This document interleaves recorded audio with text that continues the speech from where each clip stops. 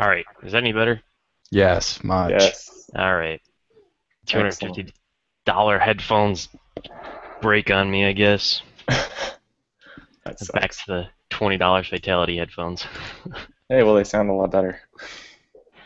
And my roommate jacked them while I was gone for the weekend, so I'm sure they're just confused. They're supposed to be hooked up to my computer with Bluetooth, and now they're probably just really confused what's going on.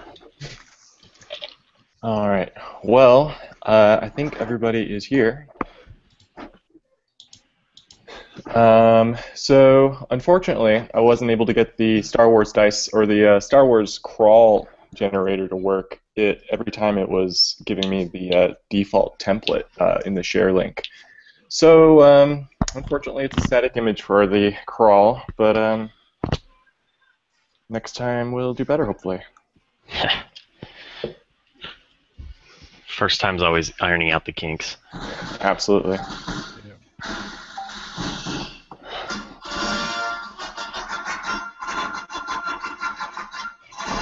I'm doing a lot of this pretty lo-fi, unfortunately. There's only so many things I could get figured out in the amount of time I had.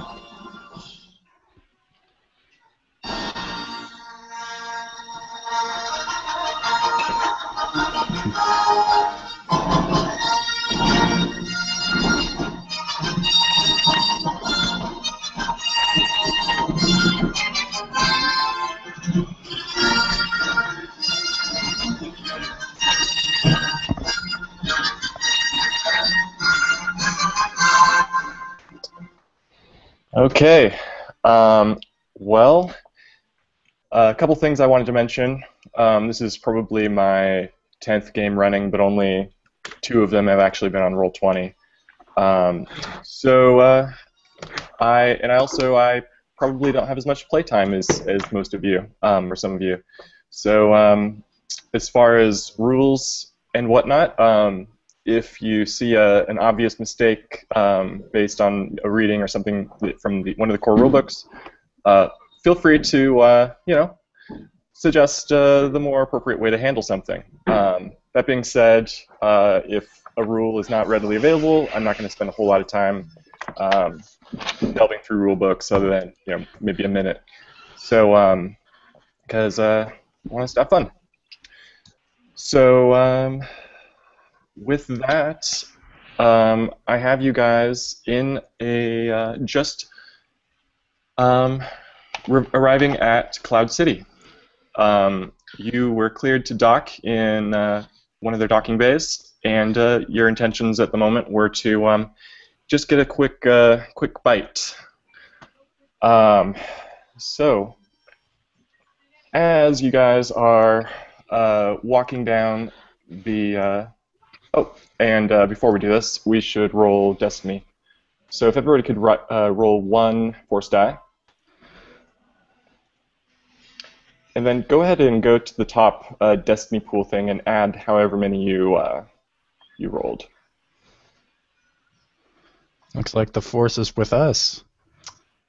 Certainly does.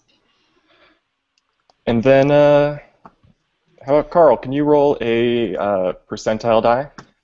And then we'll see if anybody's obligation or duty is triggered. All right, where's the Destiny die thing? Must be missing that. Should be the white die. Yeah, where in the Oh, right. roll So 20? if you actually go to the left sidebar, there should be a Edge of the Empire Hangout tool. Looks like a blue crosshairs. Oh, okay. Yeah. Oh, look at that. All right. Great. And looks like you added it. Cool, cool. All right, now percentile. Is 15. mine just the Destiny?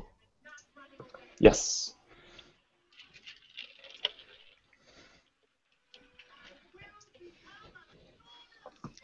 Okay, so 15. So now, if... Oh, and I'll just put this link right in the chat.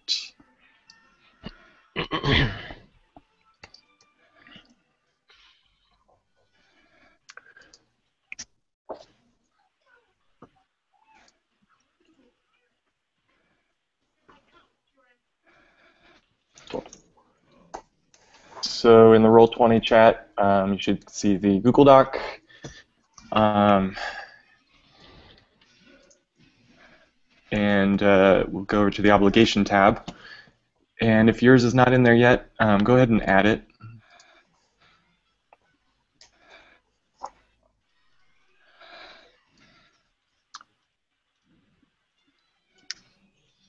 Okay, so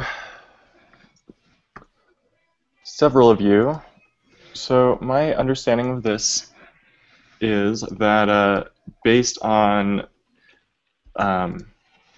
your obligation, these debts or whatever they may be are laying heavy on your mind, and and for some of you who we talked about this on Wednesday, whether or not adding a strain, that is in the core rulebook. So if everyone could reduce their strain threshold by 1.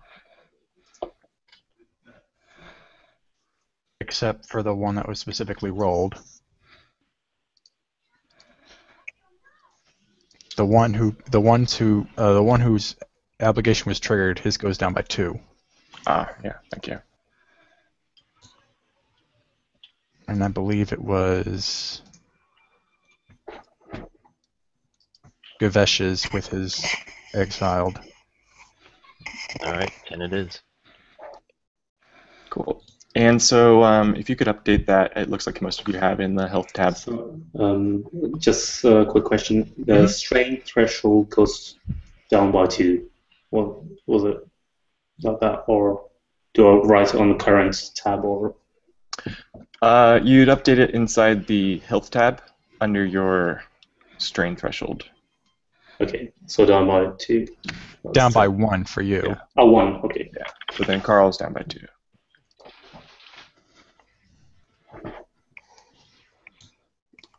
I'm having trouble editing on the Dropbox thing. You don't want to edit it on the Dropbox. You want to edit it on that Google Doc, because the Dropbox is for your character total. This is just for this session or this campaign. I'm not sure how far it goes. Right. And so for your character sheet, you just kind of note Okay, it there. so I just update the link. Oh, you don't drop it permanently. You have to. It's just for this one session that it goes down. I see. Okay. So do I have to?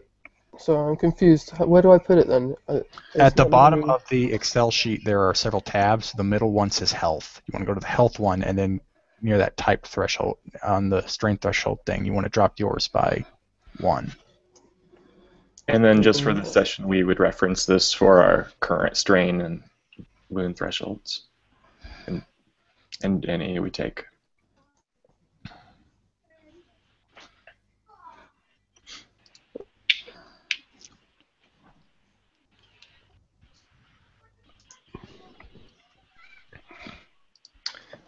Okay, is everybody... No, I'm sorry, guys. I'm having trouble here. It's not letting me do anything. Is it not letting you edit the just the numerical value inside the sheet? Yeah. Okay. Which character was yours? Roik Kahir, the Wookiee.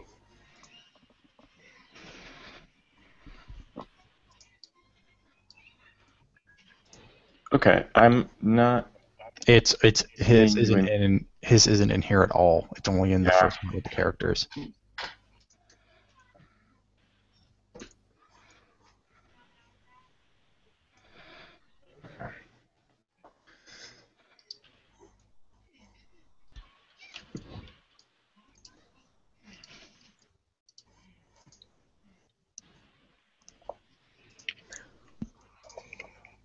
Right. So Rory, if you're at 10, then you'd be at 9. Okay. Great.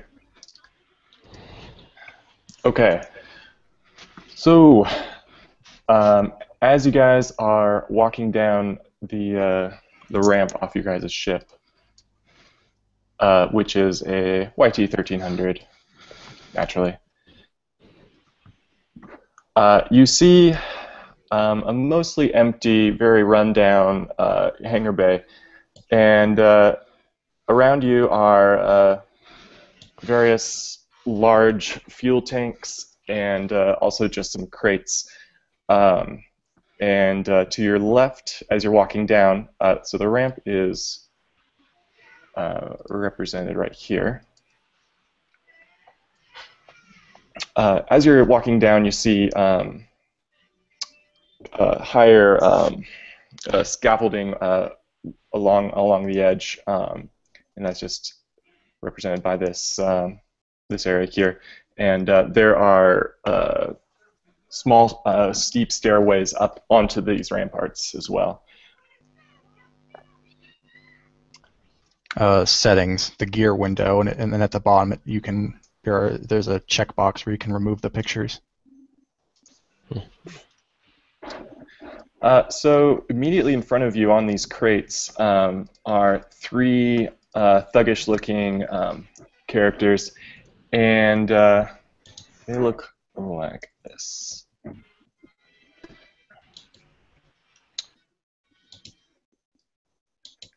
And you're seeing immediately a female Syrian, a Godel, and a Deveronian, and they're currently swilling Carillion ale of some sort, and one of them immediately makes eye contact with you, the Syrian, and she attempts to put down her glass, but misses the crate, and it just shatters on the floor, spilling this liquid all over.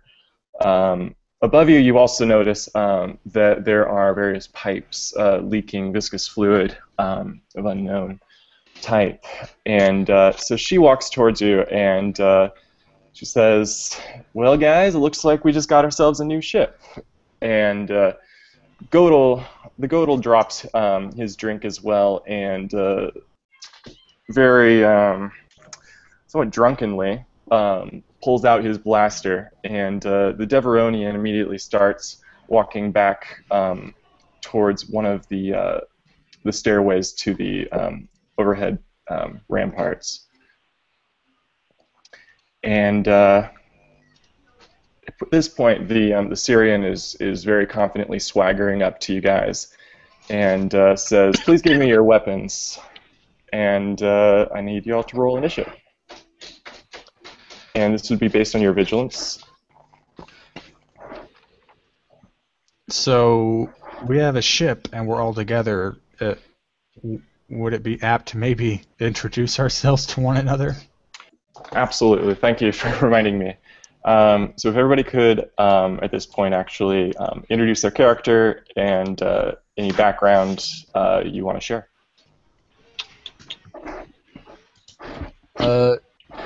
Well, I'm Macron Duvel. I'm kind of just a fast talker and a negotiator that's been floating about in the Outer Rim, trying to make deals, and trying to gather a lot of credits that I've been stashing away for my own ends. That if most people ask, I just say it's a nest egg for the future.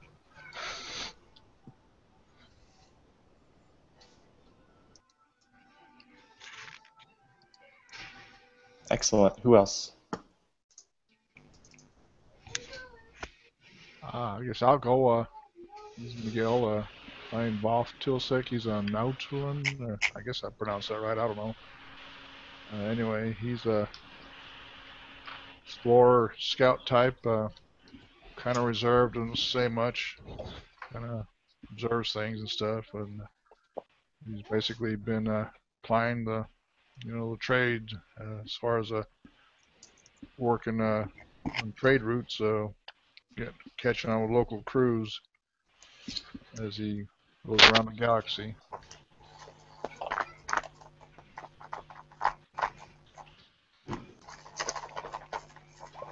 Alright, guys, can you introduce your characters? Alright, is Gurvesh is an assassin. He doesn't really do it just to kill people. He's not exactly bloodthirsty. He follows around Durlas as he's the only other Defil that he knows after being exiled from Afel. and he's just kind of looking for something to do with his life. He seems to be pretty good at killing people, but doesn't exactly find enjoyment in it. He's just looking for some money and something to drive him. Excellent. And I'm playing Dolas, the guy Carl just mentioned. So I'm also playing a smuggler thief. I'm also from the same home. Can you guys hear me? Sorry, I'm not so sure. Yes, you were muted. Now you're good. Okay. Right. So I'm playing Dorlas, the the guy who Carl just mentioned, and I'm also from the same planet, from the same home planet. It's usually not that often that you see two devil from the same species together, but we knew each other on the home planet already, and my character is getting a bit older. He's been working for the Huts recently to help his own family on the home planet because there was like a massive famine there, and he lost like 70% of his relatives, and the Hut associate got him to work for the Huts to be able to use his stealth skills, and for that they helped his family on his home planet to get something to eat and so on. Okay, so that's basically my character. Great.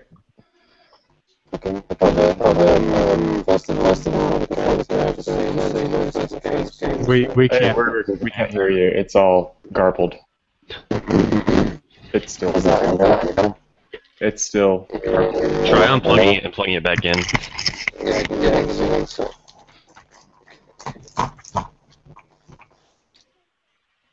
Yeah, we're also getting a feedback loop as well. There.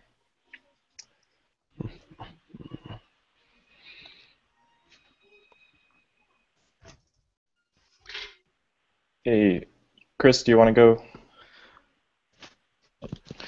All right, I'll go. So I'm CR05 or Cross. Upon first appearance, it looks like I'm just a typical R4 droid, but has actually cobbled together from multiple different R series droid sources. Used to be owned by a outlaw tech Wookiee named Grossphere, but he was enslaved a while back, and now I'm, universally on the prowl. Also a outlaw tech myself. I'm obsessed with upgrading myself and becoming better. Excellent. Hey, Rory, want to give it another chance or try? Hey, can you hear me now? Yes. Yeah, much better.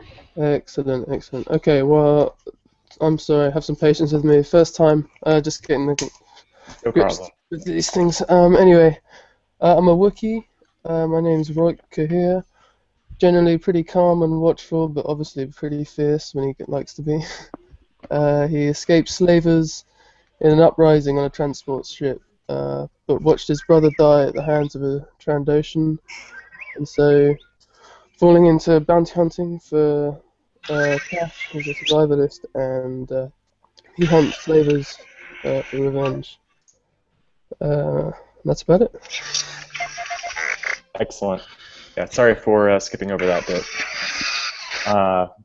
So now that you guys know each other somewhat, or your backgrounds, you guys are heading down this ramp, and these guys are, some of them are approaching you. The Syrian is at short range. The Godel is at medium range. So Syrian is around here. Godel's back here. And then you have that Deveronian guy going this way. From previous experience, you believe these guys are probably pirates, but fairly inadequate pirates, as they seem to be they think more about more of themselves than maybe worth it. But anyway, at this point, the Syrian is asking you guys to hand over your weapons, and at this point, I need you guys all to roll initiative. You said vigilance, right? Yes. Right one.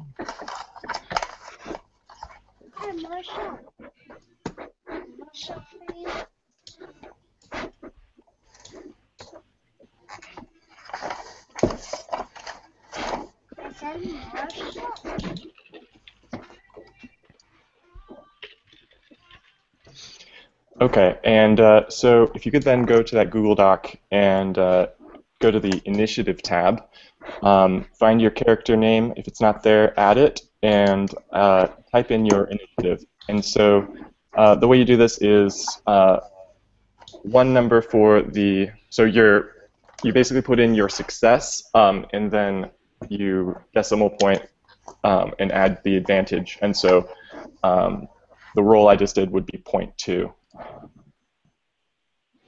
And that other roll is 1.2. So just follow suit.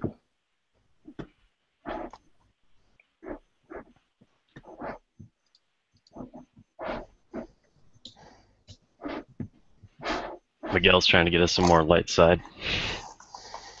Didn't work, did it? Well, it did, but not really. Jeffrey, could you just explain more that one more time? So I'm rolling my vigilance like Yes. normally. And so that is 0.4.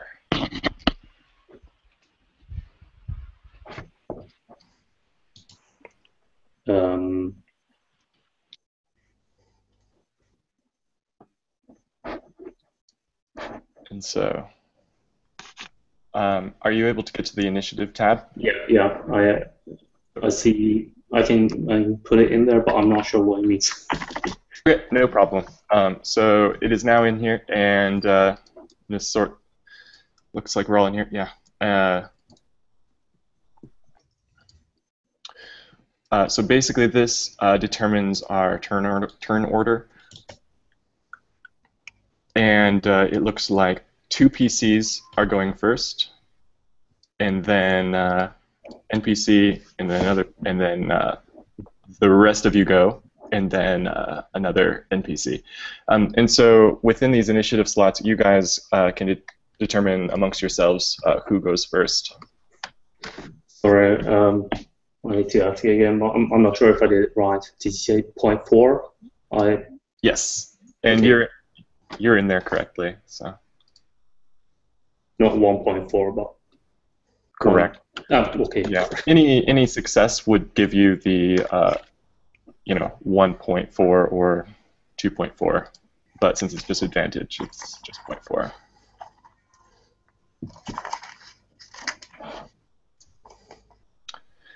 And so, who wants to go first? It looks like. Well, I guess Macron will step up. Being the- I don't think Matias rolled yet. Yeah, I still. You're gonna roll 2 yellows.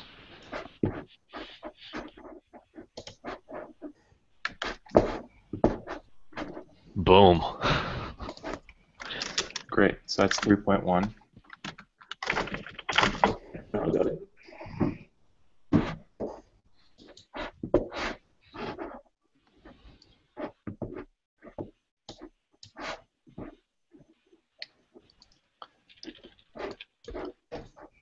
All right, who would like to go first? I think Macron's gonna step up and try and go. Hey, fellas, do you really want to pick a fight with this kind of crew? It might be best just to move along. This Syrian, while slurring her words, says, "You guys don't look so tough, and you haven't seen my buddy up on the scaffolding shoot." You do even know what those 2 things back there are? Not a lot of people do. I point to the Defel. Looks like a smaller Wookiee. A smaller, Hello. quicker Wookiee that I wouldn't be surprised if you couldn't hit the backside of. I slowly start getting closer to the one, this character that was closest. Actually, what is her discipline? 1 second. It'd just be she has one ranking in it. So is it just It's one green and one yellow, or if you want to do an opposed check to try and one scare red and away. one purple? Mm-hmm. Yeah, I'm gonna make an influence discipline check, try and change her emotional state. Right. Okay. And so with that light side, I'm going to make her. It's light side, so I can't make fear. But I'm going to make. I'm going to make her like the cut of my jib. I'm going to make her think, yeah, I'm standing up to you. I don't have a gun drawn on you. I'm trying to get you to stop because I'm saving you the trouble. All right. Well, with that, she says, well, maybe we could come to some sort of agreement. I mean, I'd be captain, of course. But then she does start to kind of back away and disengage in the threatening attitude that she had. Well, I think our ship would be a bit too cramped for 3 more people.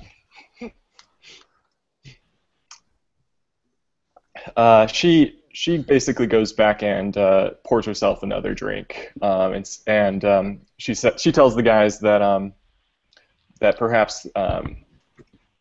perhaps this is not the best time to take on this opportunity, and so they all sort of slink back and pretend like nothing happened into the corner, just down here, and start talking with some of the other pilots in this area. All right, team, let's go. And Cross, lock the door. I think we want to make sure that these folks just don't take advantage of an unoccupied ship. I'll make some obscene gestures with my head hands. Excellent. All right. So, should we try to talk with them a bit more now that they calmed down? I think we might just want to consider ourselves lucky we didn't have to have a firefight in the hangar bay. Should probably just lock the door and move on. We have a contact to meet, I think. Fair enough. So at this point, as you're heading to one of the main exits, you see a Pintorian woman. She has kind of purpley blue skin, and she's sort of slow clapping at you guys. 1 second.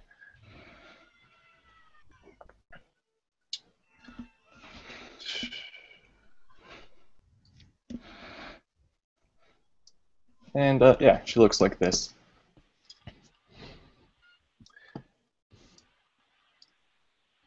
And so at this point, she says, "Well, looks like you guys manage yourselves pretty well. As it happens, yeah. Go ahead. I was just saying, why, thank you. Certainly. She says, as it happens, I actually am in need of you guys, and it's actually of you guys, of a couple individuals or more with expertise just like yours. And now, I don't want to alarm you, but I was informed that you'd be landing here by one of your group's contacts. And so I know I can take it with some good faith that you guys are somewhat trustworthy, but not by any means law-abiding citizens. So my father would actually like to speak with you guys, and I'd like to convey. I'd like to tell you where. I'm sorry, guys. So I need to tell you exactly where he is, but in more confidence, and then she kind of gestures over her back, and you see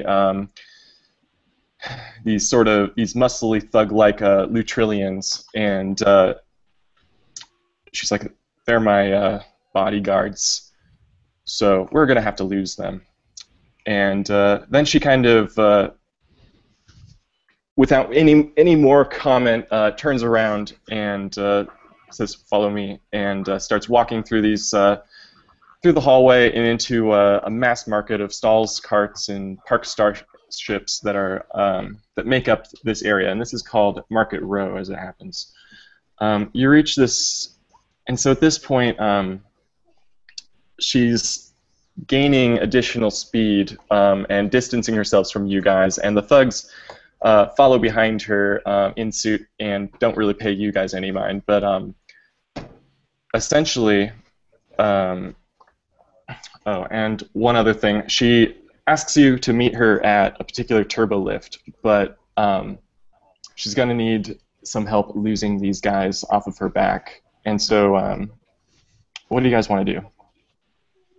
Geraldo, is that you? I run up to one of the little Truntons and I pat him on the shoulder. I'm going, "It's good to see you, friend. Where have you been? What brings you to Cloud City?"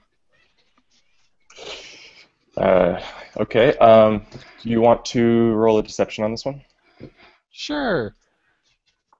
Let's see. What is? Yep, I'll work. And that's just 2 purple die for his difficulty. Then I will roll myself right in front of the other one, tripping him up. Okay. So this guy looks at you and almost thinks he recognizes you, and then realizes, my name's not Geraldo. I have no idea what you're talking about, and he continues on after her. And so, Carl, did you say you wanted to trip up the other one? I think that was That was me. Cross. Jack. But All right, Cross. Okay, so how exactly do you want to trip him up? Like, do you just want to put your leg in front of him and see if he trips over it, or? I'm basically just gonna try to roll in front of him there because I'm short and small, and just get in his way so as he's not looking down, runs into me. Okay, fair enough. So this would be against an opposed check against his coordination, I believe. And so, do you want to use your, I guess, athletics on this one? Yeah, I can do that. What's the opposed number? Sorry, 2 purple die.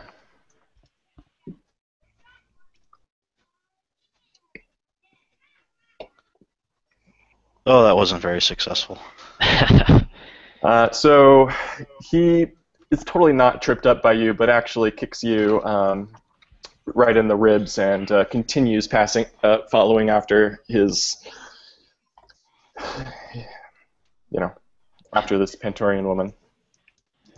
Gravesh sees Cross failure at trying to trip up the bodyguards, and he ducks into the crowd and tries the same maneuver while they're not expecting it. So I assume it's an athletics check against their coordination again. Yes. Add 2 purple. Yep. Oh. All right. So yeah, this guy, he basically goes headfirst into a cart full of some sort of off-world fruit, and it gets in his eyes. And how do you want to spend your advantage? I would like the other bodyguard to at least pause momentarily and check on his buddy.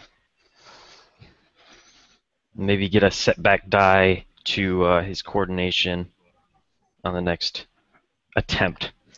Okay. So yeah, he stops and tries to get his friend's head out of this cart, and then does he says, "Clean yourself up," and then continues on after the woman. And so at this point,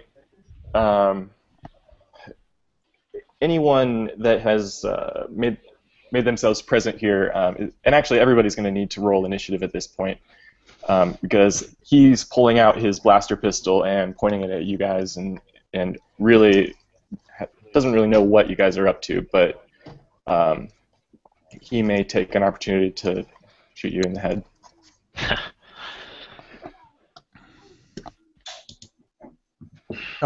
Vigilance or cool? I'd say it's cool for the people who have not engaged this person yet, but the others that have tried to trip them or whatnot would be vigilance. And then do you want us to just replace it on that chart? Yes,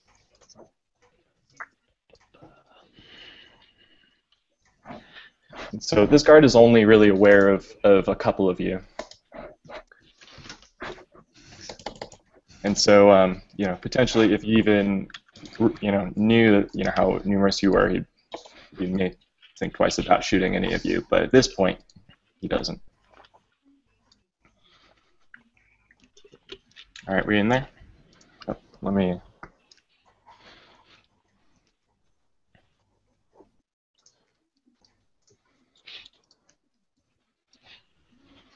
Whoops.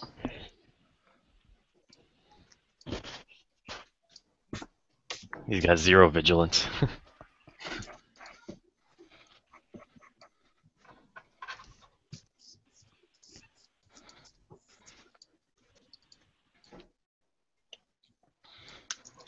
Okay, so 3 of you guys can go first before this NPC does anything.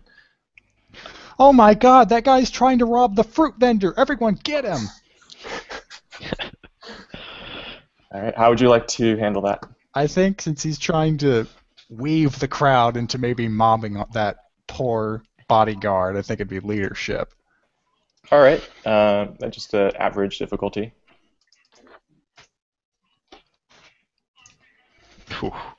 All right. Get that sucker! Yes, so several of the crowd go en masse on this guy and start beating him with pots and pans, like, how dare you? And at this point, you all would be able to catch up with this woman and probably get out of there without them following. Sounds like a plan. Yeah, let's do that. Yeah, let's It's okay where the woman went and go after her. Excellent. Okay.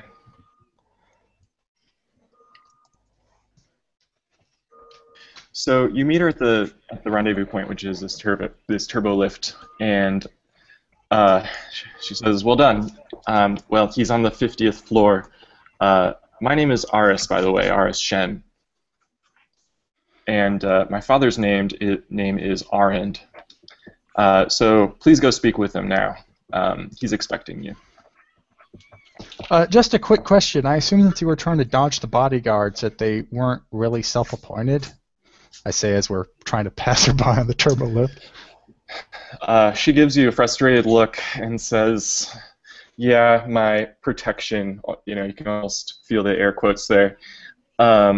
My husband has really likes to keep an eye on me.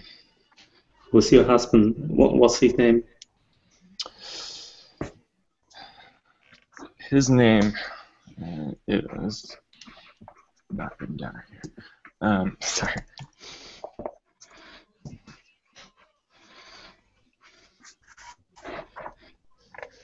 His name is Tabarith. And so if you guys want to do a knowledge check, you could potentially find out who he is. or you could ask her more questions, but she doesn't really seem to want to immediately divulge anything else. What kind of knowledge would it be? Underworld or just education? Probably underworld. What would be the difficulty?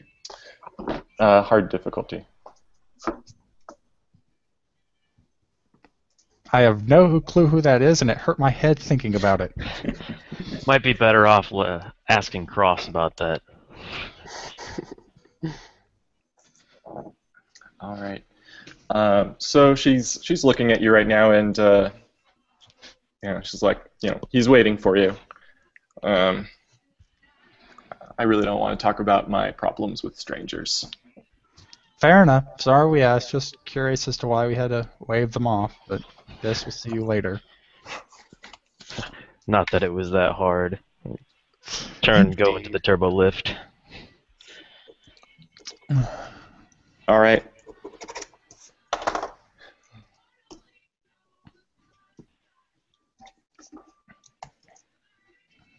How long before your husband gets notified or starts? Depends on if those guys are able to get out of that mob.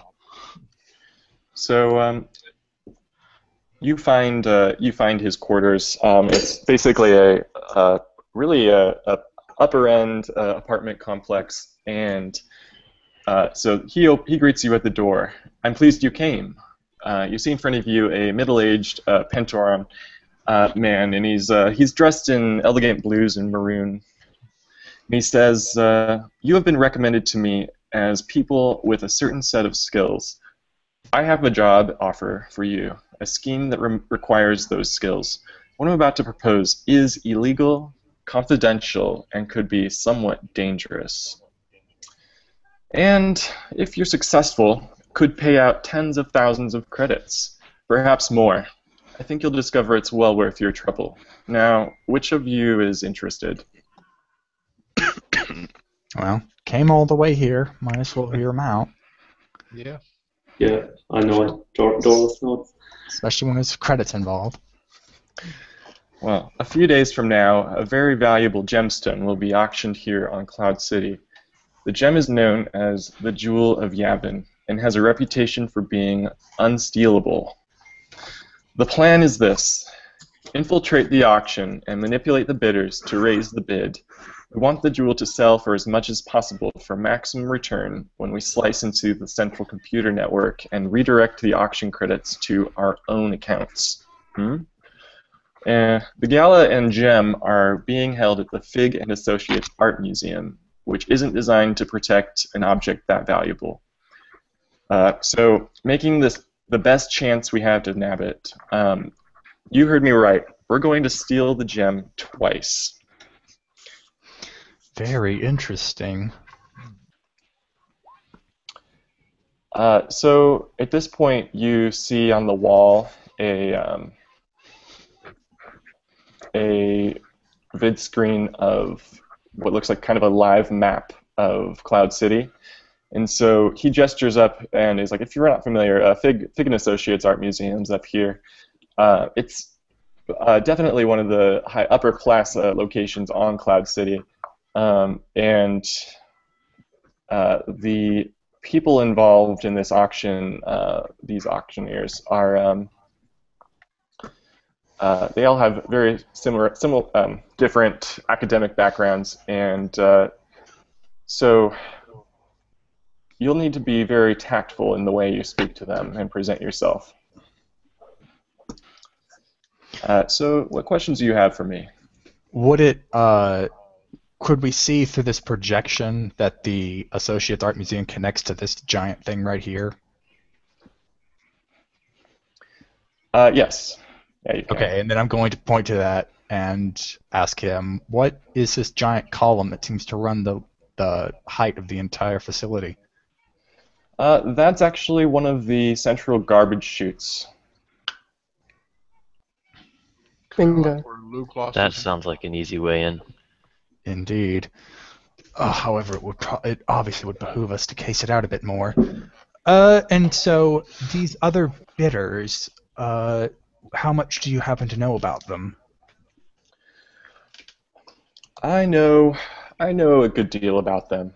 Uh, Let me see. What can I tell you about him and about them? And he walks over to a wooden bar. You notice in this apartment that it's fairly sparsely filled, and like there isn't the appropriate amount of furniture that you would expect, especially since this is presumably a very expensive apartment. He should have the money to fully furnish it.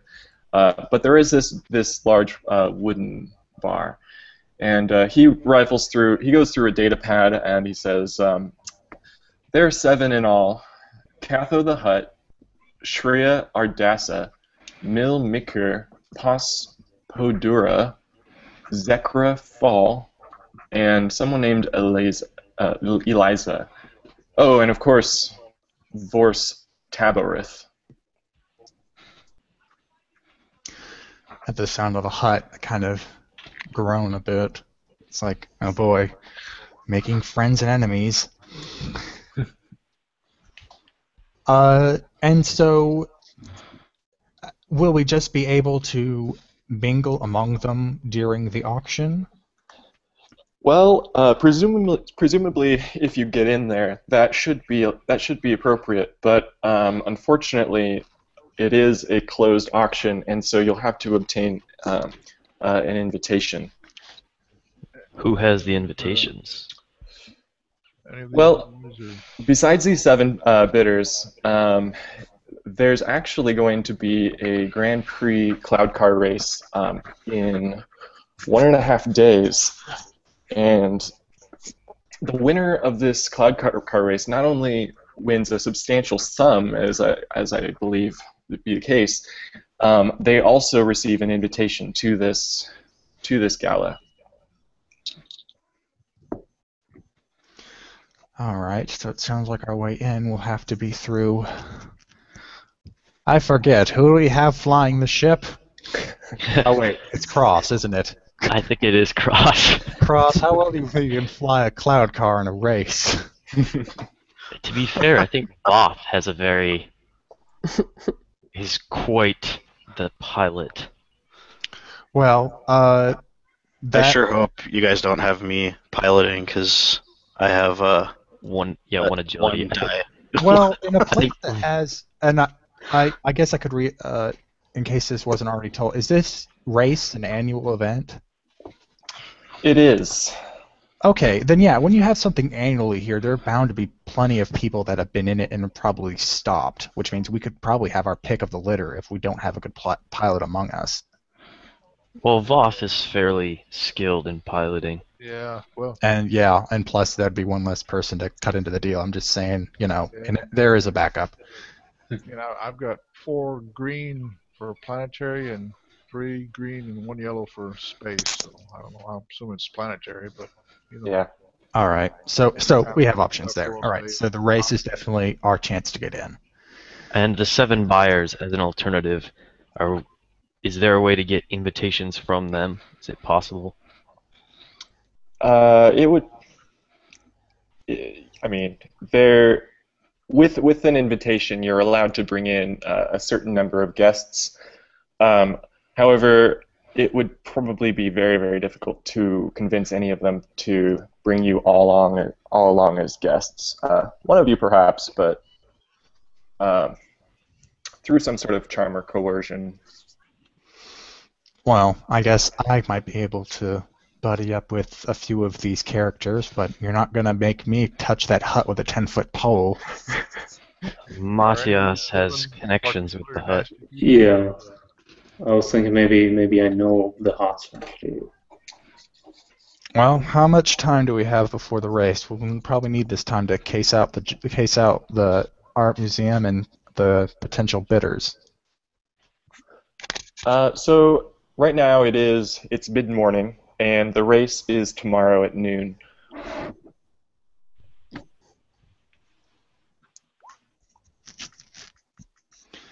Okay, so we have basically a day. Perhaps we should split up. Some of us go to the art museum and give it a good look over, while the others go research the bidders. That sounds fair. I think Matthias or Dorlos and I can go talk to the hut. Huts are always after people of shady backgrounds. Not just the hut, all the bidders. I mean, it's good to have information on all of them, especially when our payout kind of derives from how much we're able to make them bid. So at this point, our end says, "Oh, I'm assuming you guys don't have a cloud car." And we'll probably need one for this race, won't we? Yes. No, we don't. Do you have one? Yes. Yeah, not a problem. I do have a stock cloud car. I have not put any particular modifications on it, but it is a very trustworthy vehicle. And you guys can certainly use it for this race, although I do want it back when you're done. How against you are us making modifications to it? Oh, if they're tasteful. I also have a contact that does my usual maintenance. And so if you went to him, I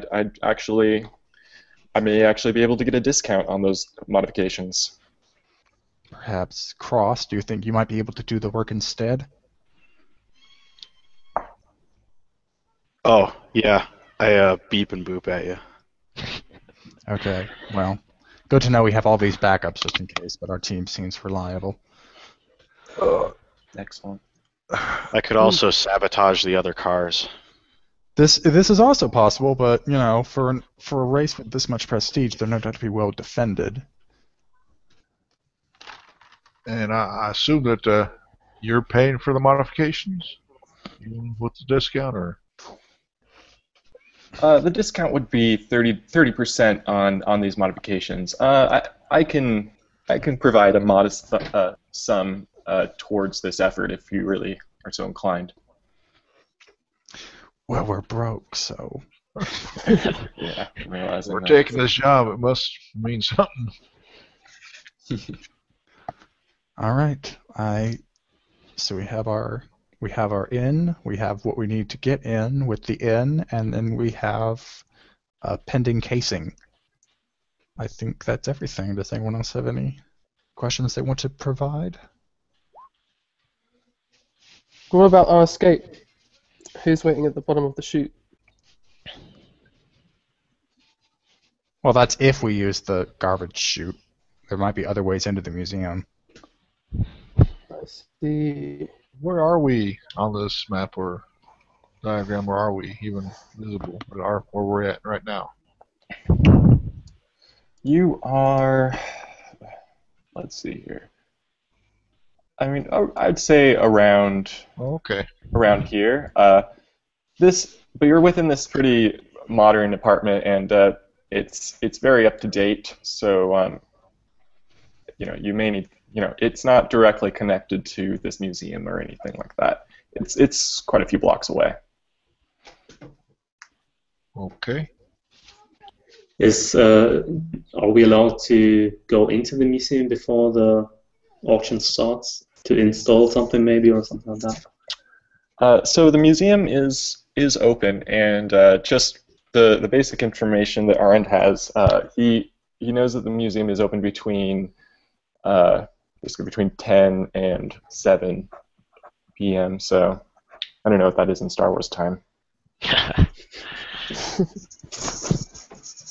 So right now it is just opening. Okay, then. So yes, plenty of time for us to get it in, although whether or not we're able to install something depends on if we're able to get in a quiet spot.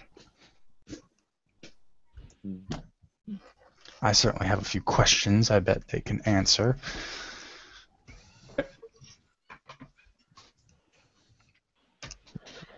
So do you have any more questions for Arend at this point? Does his modification vendor also sell any kinds of items that are questionable in legality? Well, his name is Honest Zan. So, but he's definitely done some, less than legal work in the past. our end is not aware of any of these particulars, but he hands you the business card, basically, of this guy. All right, and our allowance for these modifications, how much would that be? Yes, one moment.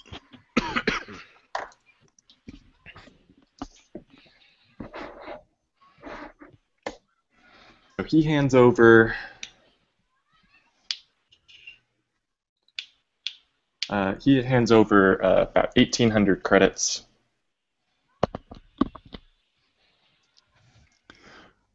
Cross, you've had some experience with our ship. Are these even enough to patch up a hull?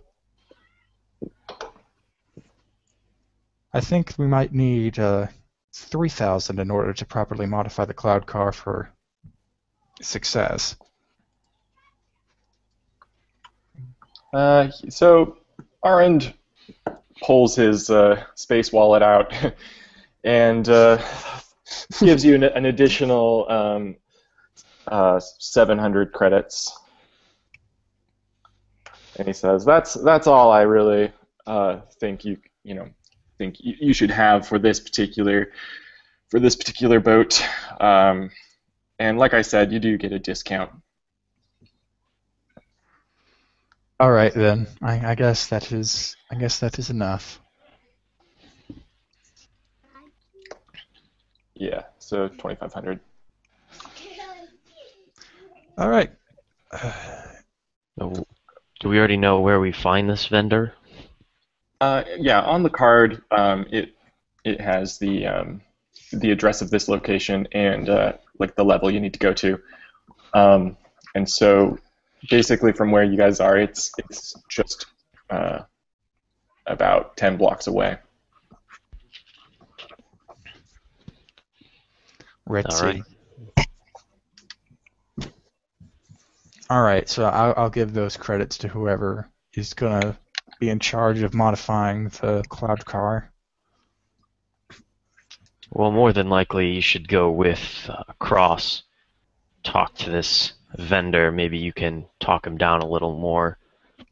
That's a good idea. I just don't want us to lose the whole day because I still want to make sure we get a good chance to look at the museum. Perhaps the rest of us can go to the museum. We got quite the sneaky types. Well, I was hoping we might be able to just get our answers directly from the people in charge without drawing too much suspicion. That's true too. Yeah, you go ahead and give it a physical look over, and then hopefully I can finish up with the mechanic, at least for the Quickly. At least for the payment quickly, and I can come and try and get information in a different way. Fair enough. And if you ever need anything, we all got comm links. Yes. All right. I think our quest for information from Aaron is done. Excellent. All right, so sorry, where are you guys headed? Well, I think we're going to leave Errand, but before we depart, Macron's going to speak up. So, are we actually going to keep this an equal split? He says, yes, it is, absolutely. Well, I meant including Errand. So, Errand. Oh, actually. Well, I mean, this is a talk among us, not. Oh, I wanted to say that we left. Okay. I don't see what he's contributed. He just handed over the money. Cloud car. I don't know what other leverage he could have. I think it might be worth looking into his relationship with the gem.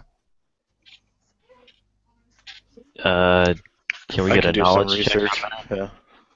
Or Sure. rather, maybe not with the gem, but with whoever holds it. Like whoever, because someone has to be auctioning it.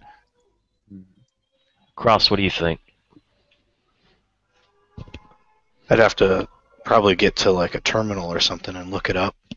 Mm-hmm. They don't have Wi-Fi. All in right, Star so Wars?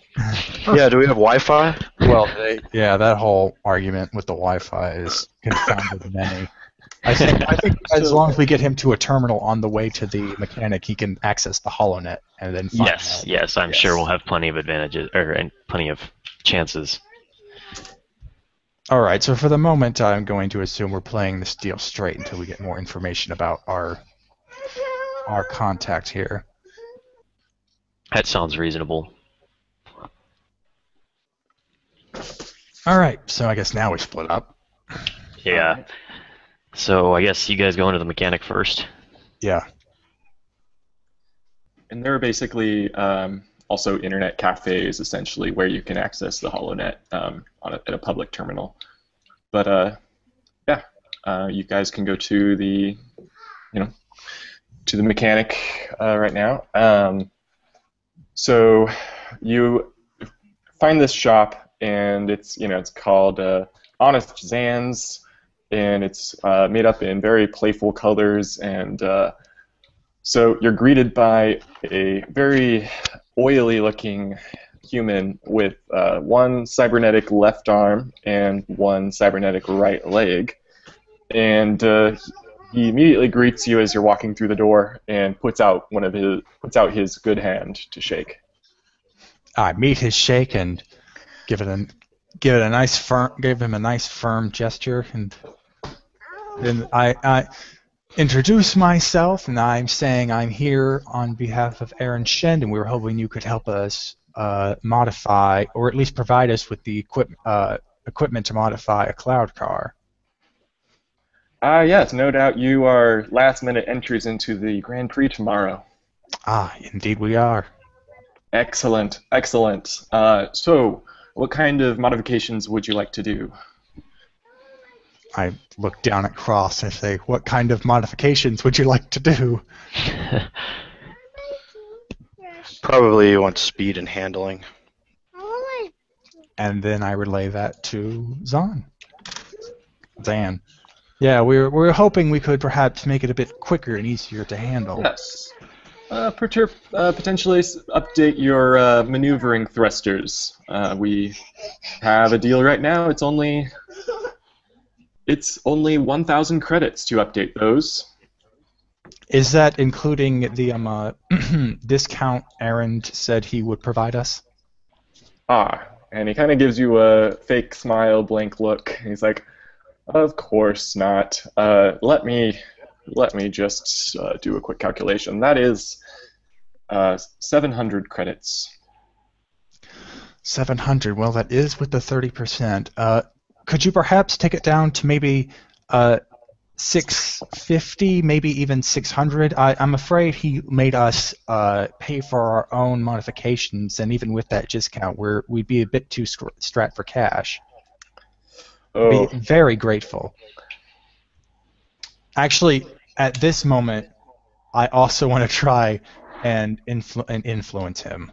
So Okay. What would be his discipline? It would just be one red and one purple opposed. Oh. And I kind of, I strain myself a bit trying to empathize with him because my character just thinks he's a good talker, and so he. Well, Oh, and then I still want to go with the whole arrangement of trying to get him down, because that was just to predispose him towards me. okay. Actually, maybe for that threat, just to pitch that out, instead of taking that as strain, maybe he kind of senses I'm just trying to worm into his good side, and he's not falling for it. Maybe for a setback to whatever negotiation or something that's going to come up. Okay. Well, I tell you what, I like you guys. I might be able to. No doubt, you don't just want your maneuvering thrusters upgraded. Perhaps if there's like a repulsor lifter enhancement or augmented buffer, or perhaps upgraded firepower. I mean, it can get crazy out there. I might consider some sort of a bulk deal for additional services. And so, if you want to do a negotiation check with the same difficulty. Ooh, One a red, full one package purple. deal. One red, one purple, just Yeah. to make sure. All right. Geez, enhanced firepower. People can get hurt. Oh wait, I didn't even roll that setback. Yeah, thanks. Well, let's see how much advantage that might do that. Oh, decided a failure. All right. Well, so my current price, considering your discount, of course. Let's see here. Let me do some actual math here.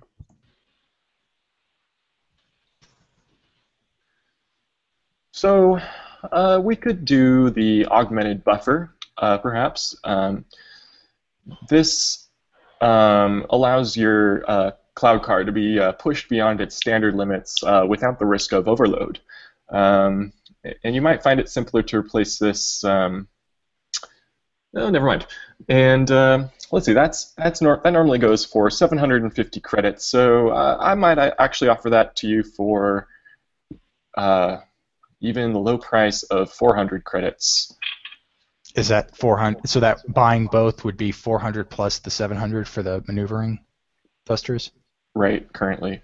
And also the repulsor lift enhancement, or if you wanted to choose the upgraded firepower, normally those cost, a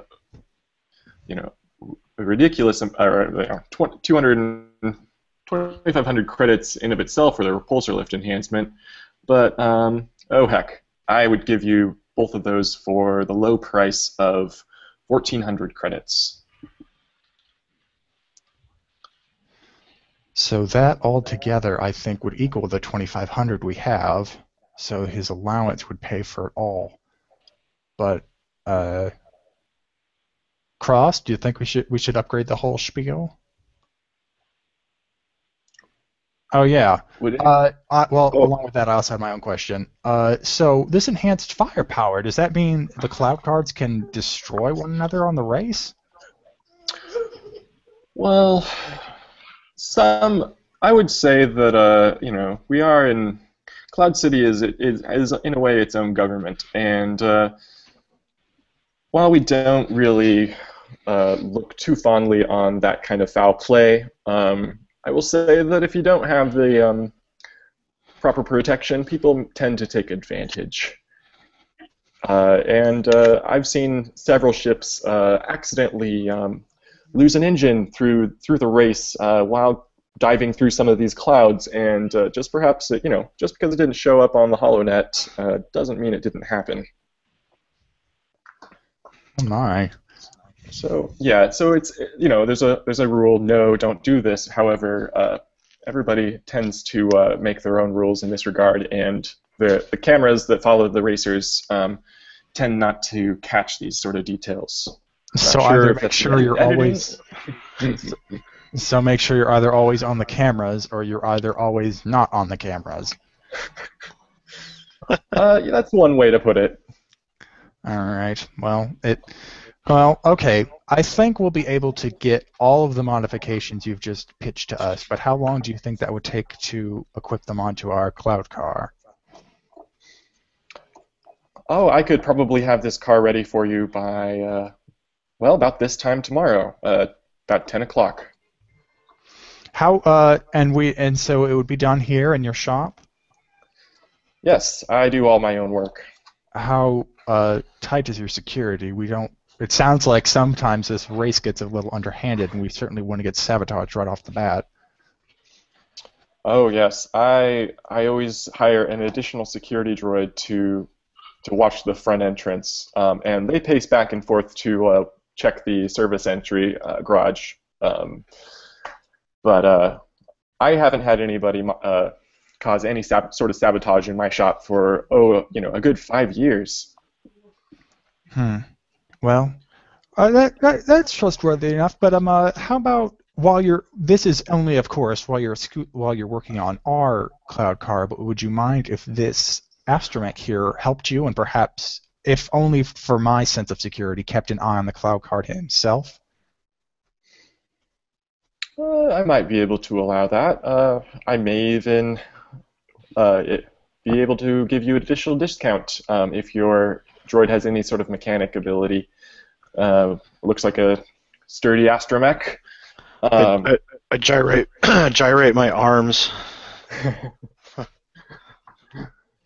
Well, then wonderful. That works out even better than I'd hoped. He'll certainly come and help you once the cloud car arrives. Right, cross. Sorry, I did that without even asking for your permission. Just sell him off. Yeah, it's like I'm a piece of property or something. Nothing a restraining bolt. So I guess, yeah, I pitched that idea, and that Lieutenant Crossan's like, is that all right with you to help him and then also keep an eye on the cloud car? Yeah, that'll be good. As long as I can get access to a terminal around here. Oh, well, I wasn't. I was hoping there would be some time in between where we could probably secret you away to a terminal where you could hopefully do some research. Because I said when the cloud car arrived, I imagine it's not here now. Right. So it will be arriving in mid-afternoon, just 4 hours from now. So, and Zan gives you, all the, permission to come in and hang out. And any mechanics work you do successfully, he will allow him to work on some other projects, and so he will basically give you a discount based on how well you work. And in reality, I mean, you don't need to be here for hours while everybody's doing other things. But oh, and then I guess as he turns away, it's like, oh, and excuse me, I forgot to ask. We were also told that you might also have some special inventory that we might at least want to look at.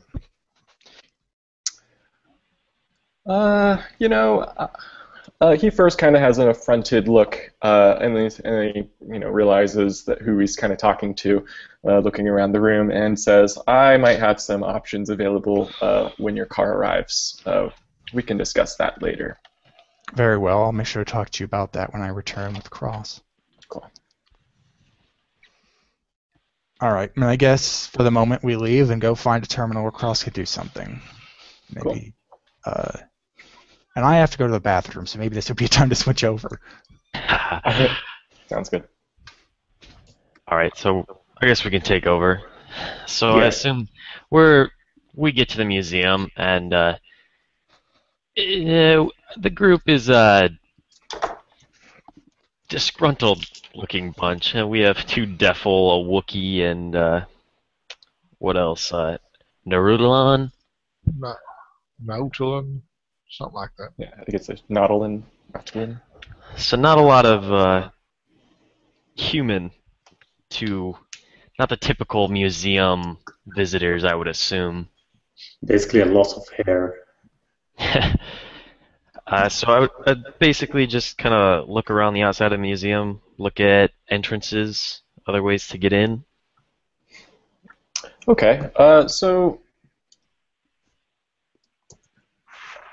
let's see here.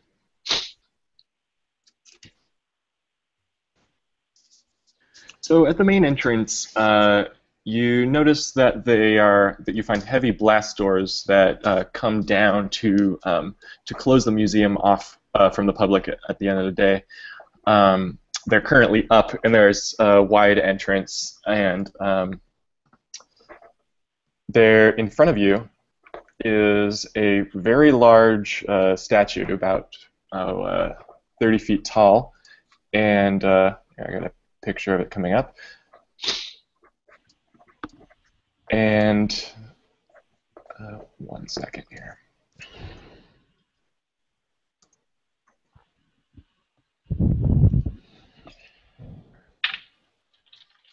Okay, sorry.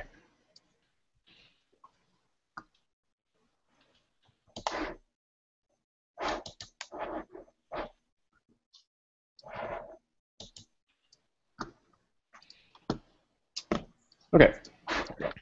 So it looks like that. So this is the reception area, and it is dominated by this massive statue. It's rendered out of varying shades of dolomite. The statue depicts a middle-aged human, yeah, and you can see it. So this is Ecclesis Fig. A small and old-fashioned information console stands by the door, and a Lutrillian male with a friendly and alert expression and a gleaming silver C3 protocol droid man the large wooden table set up beside an electro turnstile. And that looks like... It's way over there. It looks like this. And so where number 1 is the entrance that you guys are just coming through. And so at this point, what would you like to do? Alright, so are the blast doors behind us here at 1? They are, but they're above you because they're not closed. They're right. Can I do a perception check to figure out which console perhaps controls those? Yeah, you can.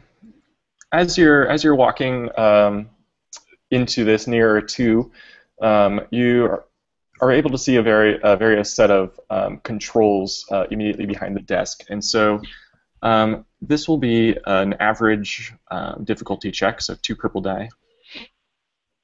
All right. Come on, success. Great. So you're able to determine one of the switches controls that blast door, and this is all very high tech. So there's no doubt other controls to this door. Probably automated, but you do see that that this desk at least has one control for it. All right. Hey guys, sorry, I lost connection there. Oh, no problem. We're in Just, the moderation modifications. oh yeah. Well, they basically were able to determine a deal, and so later on in the afternoon, they're going to have that ship be upgraded. Excellent. Was it the 2,500? The whole lot? We're still determining that. If Cross helps out, then supposedly the price might go down a little. We'll know more later. Cool, thanks. And right now, we're all walking around the museum, getting hair everywhere, and trying to figure out what's the best course of action. Mm-hmm. And so, yeah, from this foyer area that you're currently in, you're able to, see a little ways down the hallway, but as you walk in, more of this will be revealed to you if you want to do so. So, What do you guys think? I'm not sure if we need to go inside now because, yeah. What was your plan, Carl? To go check the jewel directly, or? I mean, while we're in here, it might be worth a look just to see what we're going after. I mean, other than that, just kind of security, what's going on, like what do they have around, cameras, stuff like that. And the auction is going to be held here in this room also, or? Probably not in the foyer. And that information may become more apparent, like if you guys want to walk through the museum. I think we can go in. Yeah, let's do that. Yeah, let's go in. Hey. Take us 300 credits. So, to your right, there is a red room, and it looks like there's some ancient artifacts in there. And then to your left is a little kind of almost tropically themed little cafe where you could probably order food and drinks and whatnot. And this is, yeah.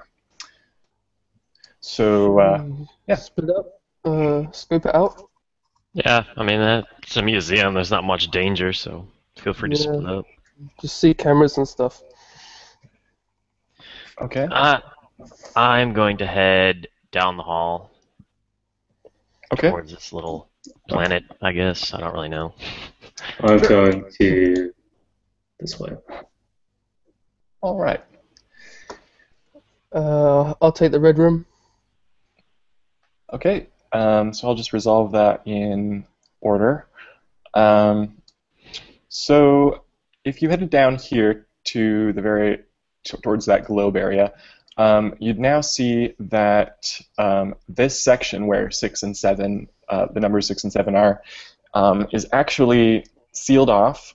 However, there are transparent, glass doors, blocking the way, and there's a sign that basically that reads that this room is temporarily closed.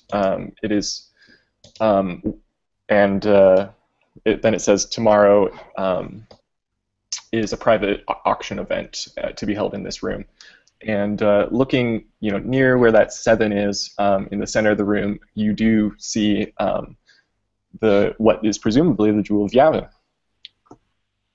And it's up on a tall pedestal, and there's presumably nothing blocking individuals from touching the jewel, which seems immediately odd. And so, and that's what you see in there. Top right, a bunch of Oh, actually, first down in this jewel area where you're standing. I mean, you're actually, as you said, you're down by the globe. What would you like to do there? So 6 and 7 are sealed off, so I assume like that door and this door. Right. Unless you were to break it, you wouldn't be able to go in there. Yeah, it seems like a bad idea for now. What's down towards this corner near what looks like a display case? Yeah. So there's, I have no idea what's in the case. Like, it's just some ancient alien pot, I think. And then there's a door that reads service entry. And if you want to just try the handle real quick, you'll notice that it's locked. All right. Is there like a computer panel, anything, some kind of security panel?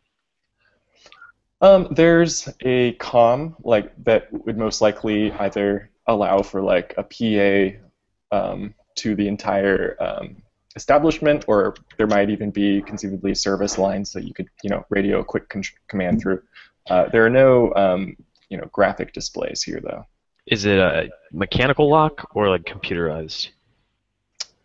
It's, I mean, from what it looks like a fairly standard door lock. I mean, it probably has like the ability to be unlocked remotely, but I mean, it works with mechanical devices. So I mean, if you wanted to hack it. Yeah, like a buzzer. So you could pick the lock versus having to find a console to open it somewhere. Which way's the trash, whatever, chute in relation to where we came in, or this whole building here? Yeah, that's a good idea. It's towards the bottom. It's toward the this service entrance. This map south. So what are there for like cameras? Are any of them visible? Sure. There are cameras. There is one right here and one up here. And then there are also at least one camera that you can see within the room 6 and 7. All right. Can you point out what was the first camera? Say that again? The first camera, what was that? Oh, down here by the service entry door. Okay. And I assume that's pointing out, like, let's see. Yeah, I mean it's covering, this area. All right. And like these cameras serve as kind of a crosshair, like, or they cross cover each other, so it provides full coverage of the room. All right. I think I'm done. How high are the cameras? Could a Wookiee reach the camera? Yeah, so Wookiee could reach the cameras. Good to know. Just rip them right off the wall. And let's see, room number.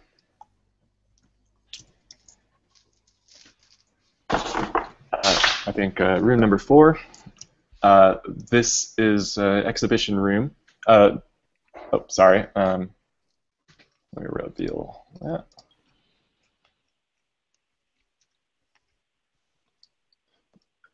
And so in the top left room, if you're in there, you see this is the Reflections on Zim room. It's a jumble of paintings, sculptures, cases filled with motley mix of artwork and archaeological finds from Zim the Despot's reign. Some of the exhibits bear signs that claim to date from the Republic era, while others are replicas or artwork inspired by the period. The room is dominated by a large metal stone replica of the bold conqueror and a copy of the famed wonder of antiquity, the statue of Zim on Desborough.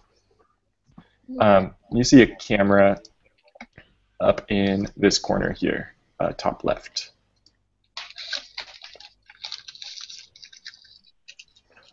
Anything you'd like to do in this room?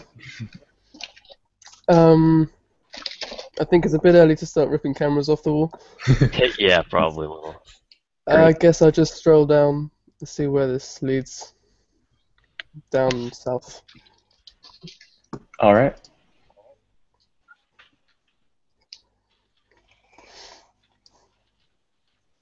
And I'm going to reveal this kind of jankily because there's some text on it, and I don't want to reveal that text right now.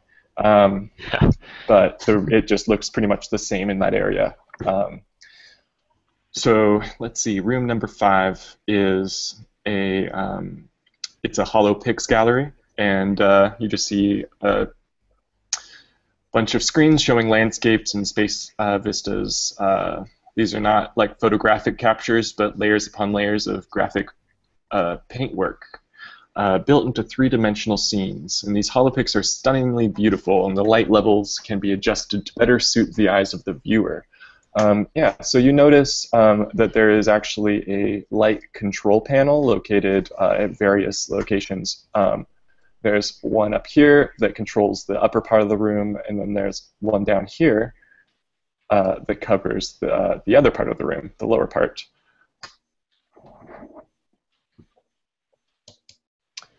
Basically light faders in a way. And so if you're in the 10 area, this is the cafe. You see that in the upper area is actually a gift shop, and the lower area contains all the various places to sit down and have a sandwich. And there are a few patrons there. Like about half the tables are filled with a couple families and just a couple loners as well. What would you guys like to do? We were just discussing that. How busy is this globe area between 5 and 6? Right now, there's no one around there. There's a single patron looking at these displays up here above 3. All right. But otherwise, he doesn't seem. He has his earbuds in, and he doesn't seem to be paying much attention to you. This area here, is there an opening there, or? So, yeah, you step into the refresher, and you see, obviously a line of toilets. There's also what appears to be it's where the garbage chute actually is, and so there's a cover over it that has simple unlocked pins in it to presumably take the cover off so that you have full access to this the garbage chute here actually, and so that's essentially what you see. Okay, maybe that's our way in. Yeah, maybe we should take the locking pins. Yeah, I'll try to open it so that I can put it back in, so that it seems that it's closed. If it's okay. I mean yeah. I'll just try to open it and. Sure. So I mean, you're able to I mean, you can actually put the pins just on edge potentially, so that they would easily just pop off the rest of the way. A cleaning droid may notice it and correct the pins, but then again, they may not. Okay, but it's not locked, but really it's not a difficult thing to open it again if some cleaning droid comes on and closes it again. Okay. Yeah, that's we're not here. That's the main problem. Yeah. Yeah, I mean, knowing that these pins exist, you may even, if you were inside this, garbage chute that may actually take actual waste as well, you now know that these pins exist, so if they were pushed back in, you could probably reach around and unpin them. Okay, good. Right. So, And Rory, are you back? Yeah, sorry about that. England, what is the worst internet connections?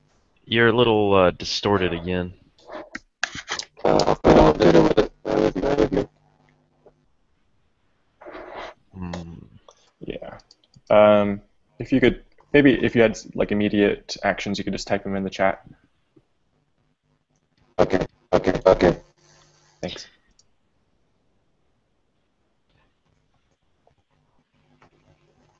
So I'm not sure how possible it is, but I assume if the camera is at a height that the Wookiee could reach it, a Wookiee would quite impair the amount of room that the camera could see. I mean, yes. So this camera is probably being live monitored by the person at the front desk, and so I mean, if he's looking at this camera, then he'd most likely see he'd see you. If you were to crouch down right here, you'd be out of direct line of the camera, but again, you'd just disappear from this guy's screen if he's looking at it, so which would be immediately suspicious. So what about distraction? we could break the statue here and make some kind of commotion here on the room to make the person come over and. You could just go talk to him, right? Yeah, something like that. Yeah. Okay. So, what would you like to do? How would you like to do that? All right. Well, I'm gonna go back out to the foyer and talk to this guy, and really just ask him, tell me everything about this statue. It's quite interesting, and I've never seen anything like it. I've never really gotten around to many of the big cities because I'm from the Outer Rim. All right. So this is sounding like deceit, or would you argue some other skill?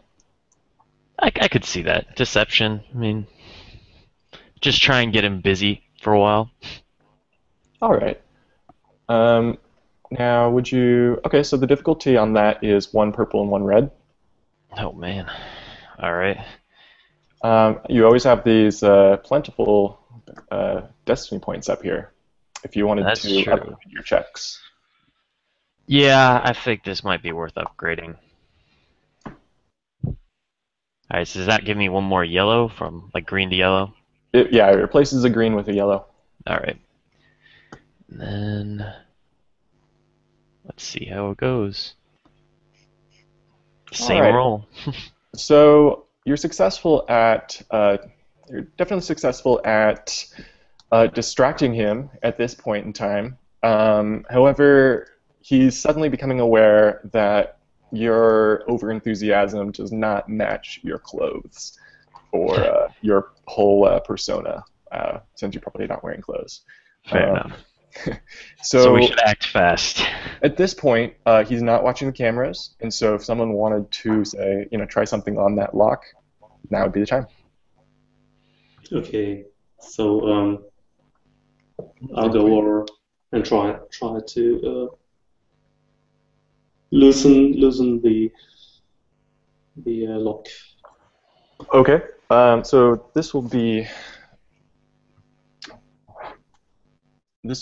a hard check. So 3 purple die. And Actually, make that an average check. what skill was it? So skullduggery would make sense. Okay.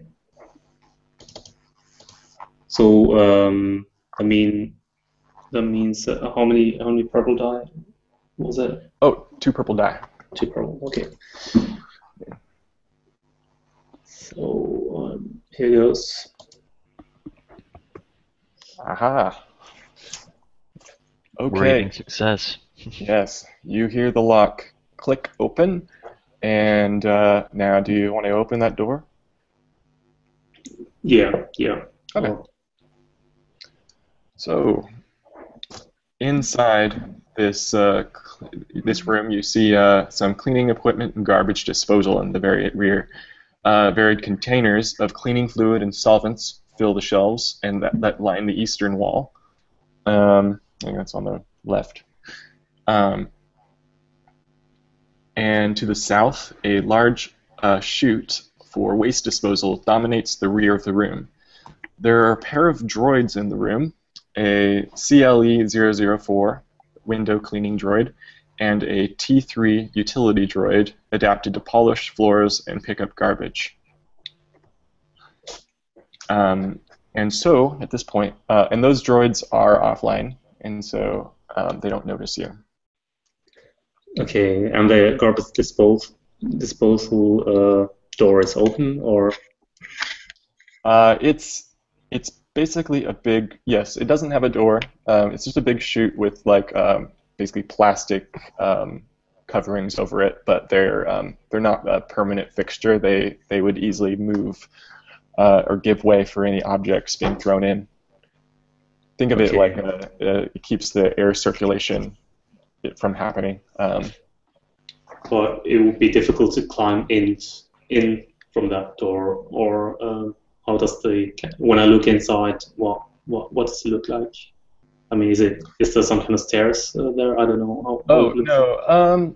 So it's basically a 5 foot in diameter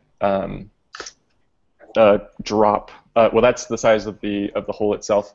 But then it seems to just go straight down, and it's a kind of ribbed tube, but there's definitely not enough to actually grab onto or climb. So Okay. in of itself, like you could go down it, but going up may be very difficult. Okay, I have a cleaning no, sorry, I have climbing equipment on me and a climbing gear. Could I attach something on inside of the chute and drop it out so that it's ready if if you come in from the other side? Yes, presumably you could do that. You said you did have that gear? Yeah, I did. Climbing gear.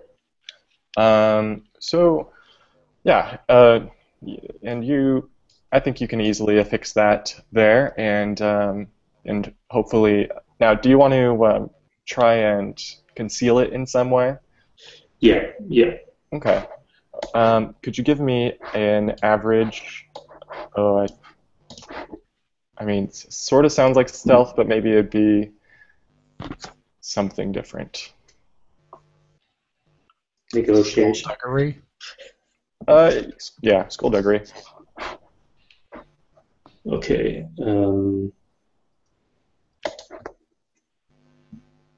Yeah. Rolling well today.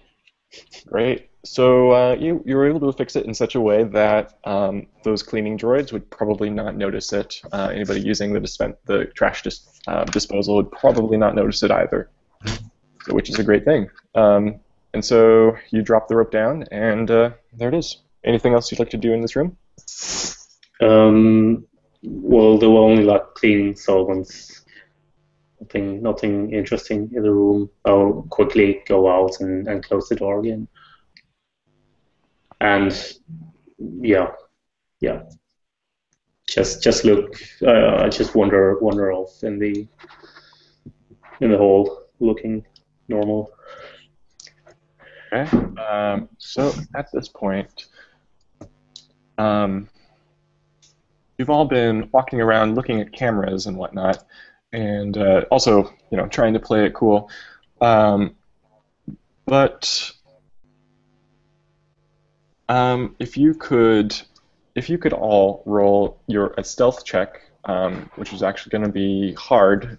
So 3 purple die, basically to indicate the guy at the front, Nalith. He's very astute and good at his job at watching people and body language, and so he may or may not be picking up on the fact that you guys are looking at the cameras more than the actual artwork.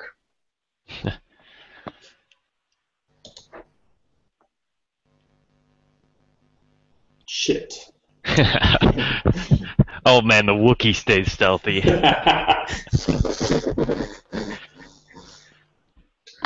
Okay. I guess that might be fair. Defil are pretty rare. Let's see, is this everybody in the museum? Or there we go. Okay. Yes. And Miguel, whereabouts were you at this time? I was up here. Okay. I was going to go and kind of chat with the person on the desk, kind of ask him what's particularly notable about something about the museum, or what artifact or whatever is the most interesting thing here, and maybe see what else is so famous about this place. It's my first time here, but anyway, that's where I'm at. Okay. So at this point, while he may not have perceived that you were coming out of the locked room, Matthias, he did notice that you kind of popped up into the camera, and at a very abrupt time and from a weird angle. And so at this point, he is coming out from behind the desk and kind of peering at you very suspiciously down this long corridor. And then he looks over at Miguel and he's like, why are you just standing around here? And are you here to visit the museum, or did you have a question for me? And he's also very suspicious of you as well. And so at this point, the rest of you are just considered, regular patrons, and but it may be time to, like Rory said, time to move. Yeah, I'll just casually walk out of the museum and say, and try to be very friendly and like thank you. Excellent. Okay. And he doesn't have anything on you guys yet at this point, so if you guys are just trying to leave, he'll let you guys go. I just smelled something good cooking over here. I thought I'd check, see what was going on, but I guess this is in a restaurant. I'll start walking out. Awesome. All right. And I kind of wait around, thank him for whatever he said about the statue, and leave. Try not to look like a giant group. Too bad you don't have any Defil art here. Is there such a thing? I have no idea. All right. Well, so at this point, if you guys are all leaving, where do you guys want to head now? I think the plan kind of, we scoped out as much as we could, so we're going to wait for Macron and Cross, then meet up, figure out what the plan is. Okay. So perhaps radioing them on your comm link, you guys can discuss where you want to meet or what you want to do now. Sure, if they're here.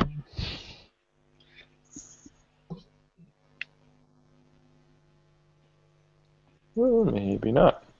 Oh, sorry. No problem. So, I guess when we left the machine shop, I was still trying to take Cross somewhere where he could do some research, and then I guess if this was going at the same time, I guess they could meet us in one of. Wow, I guess a lot. They could probably meet us in one of these tap cafes or whatever where we could all get back together and Cross can do his research, and then we can talk a little more about what he uncovers. Great. Sounds good. So around middle area of between these two different shops, you guys are able to find a tap caf that has public terminals that you can use, and if you're ordering beverages, it's free to use these things. And I'm not going to go through your drink order, but Oh I could do man. with a nice little drink, a nice hot tea. all right. So yeah, you guys are sitting around a table. There's a display built into the tabletop. This cafe is, has people at pretty much every table at this point, and they're all pretty engrossed in their own content that they're going over. And so, if someone wants to do, so assuming this is researching the other bidders, correct? I think at this time we have several items we want to consider aside from the bidders. I think if I could count them on my hand, one would be our mission giver, Aaron Shen, Mm-hmm. to see who he's contacted to, what's his relation with either the Jewel of Yavin or whoever's selling it. And then another one would be the racers in tomorrow's race, and to find out who's favored to win. And then we have the bidders. Excellent. It's a long thing, guys. Well, Well, along you with the racers, we want to find out where they're stored at too. Like where they're parked at. Yeah. Yep. The other idea might be just kind of walking around the cafe. You might be able to do that without using the whole terminal. Get some things out of the way at the same time. Okay.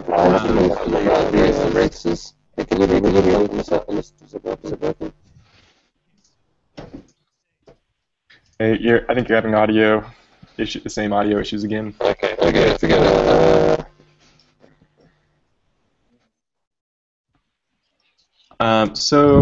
We can resolve this in that order. If someone wants to do an average computers check to look up RN Shen, Cross.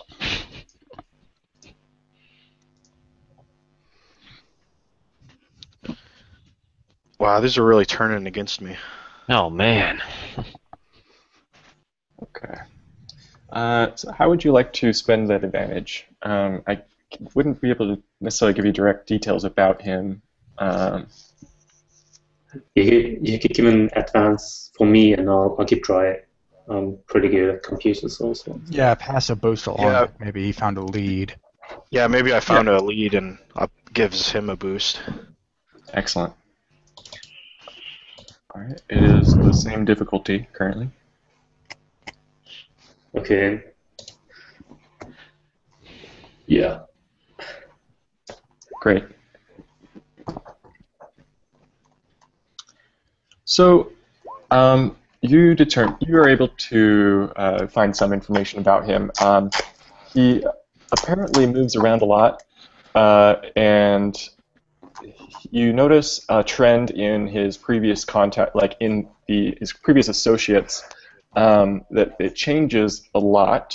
He has dealings with several different groups that are, in of themselves not illegal.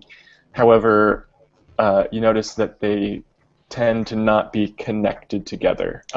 This is kind of a vital fact that he doesn't seem to retain contacts for very long. Moves around a lot. That's suspicious. They don't disappear, do they? No. It's more along the lines of, he seems to be working, the particular people that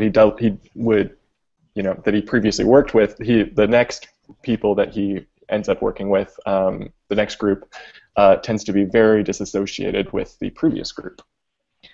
So he tends to rip people off and then never talk to them again. That's one way to put it.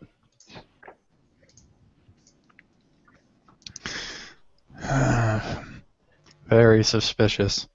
Who does he typically? Are they like militants? Or are they like bounty hunters? Or are they more somewhat peaceful kind of people that won't off him if they got mad at him? These are they are kind of more in the line of political, well, no. Think of them as corporations, actually, that deal in various imports, but none of them and they're all led by kind of politico types. All right. Yeah, so not scoundrels, not by any means Dangerous people or something, but yeah. All right. Well, what's the next thing we're looking for? Since we didn't, I guess now we want to research whoever is the one auctioning off the gem. All right. And maybe if we research him, we can see if he connects to Erend. Or if he just has any useful intel. So, for searching something regarding the gem, it is. I'm going to upgrade the check because their Cloud City is vigorously monitored, or at least the HoloNet usage is, and so there's always a chance that they may find that the particular Google search you're putting in is just a bit suspicious. So that'll be 1 purple, 1 red on that. You guys want me to take lead on that again? Yeah, go ahead. Yeah. You can get a success.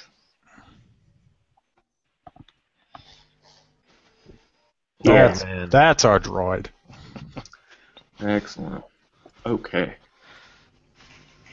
So the person who owns this gem is a guy named Grayson, and his specific. Where is it? He is a. Sorry. He is essentially a corporate figurehead for a very large business that deals in the selling of Tabana gas, actually. And so, and in addition, you are able to determine that he's fairly paranoid, and he has on his staff a total of 12 security guards, and they're two teams of 6, actually. And he actually pays them to take shifts in guarding him. Why does something tell me that when his gem is vulnerable, they're not going to be guarding him, they'll be guarding it? I think these teams are probably something we also want to look in on. Maybe we could perhaps get a closer in with the gem if we can loosen them up. Might not be a bad idea. But do we want to do that now, or do we want to keep on going through the list with the racers? Probably go through the list. We can look into those guys later once we actually have an in with the gem. We need to get into the gala first. Well, is the gala right after? Is it like the same day after the race, or will we still have time? You will have about 6 hours or so quite a bit of time to do some things. Okay. Alright, so I guess our next topic will be the racers. Seeing maybe who's most favored to win, what teams are in, maybe if they're sponsored. Are there any posters around the station to see what kind of... Oh, and I guess, yeah, we want to try and find out where their garages are. Yeah, I'm wondering if maybe finding out about the racers themselves would be like a, streetwise type gather information style thing, just by talking to people. Yeah, in the bar or whatever. Yeah. You see some like at one of the tables. There's you see that the group of young humans are talking. They're wearing jerseys indicative of cloud racers, and they seem to be really into it. So maybe somebody should chat them up, and then we can use the terminal to look up where these guys are based out of, or have their cars hidden away. I'm thinking, well, who's our best at that? Probably even Macron. Oh, nope, never mind. It's a droid. I'm the best at talking to people. Yeah, you have the best streetwise check, apparently. How the hell did that happen? It's a chatty droid, apparently.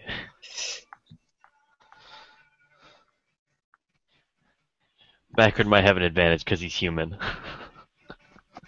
I guess we could make it a skilled assistance. That's true. Sure. Like maybe Well, I Cross guess can stick behind me and give me some. I think I'm second under Cross. I didn't check mine actually. I have a yellow and 2 green. Well, I don't have any ranks. I have 3 cunning though. Yeah. All right. So Cross and I can do it. Interesting group, but we can try. Yeah, free cunning also if it's. But you guys go ahead.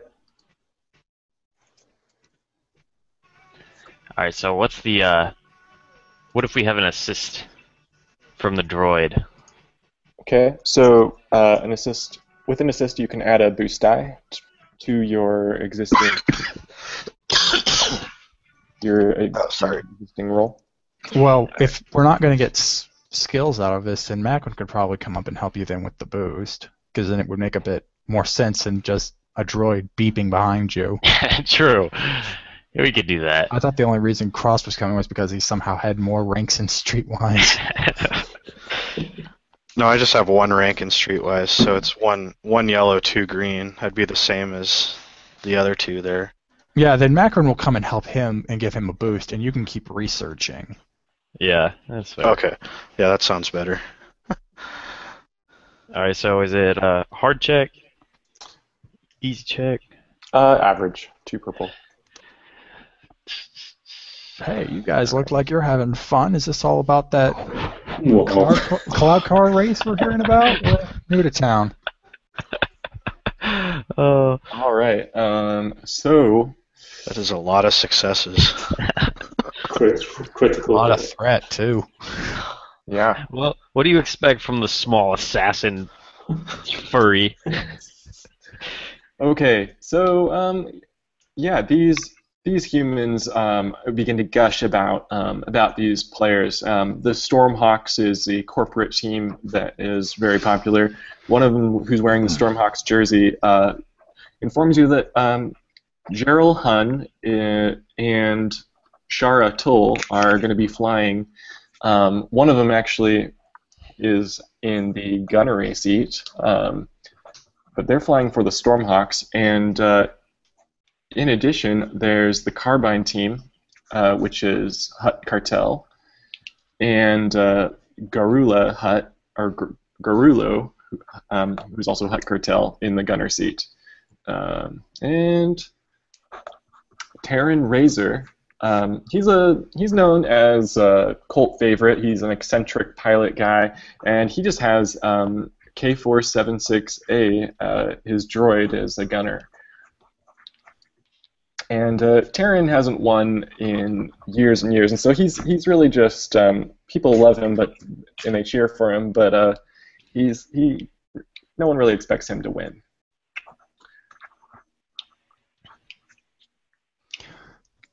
And let's see, what else would you like to know about him for all that success?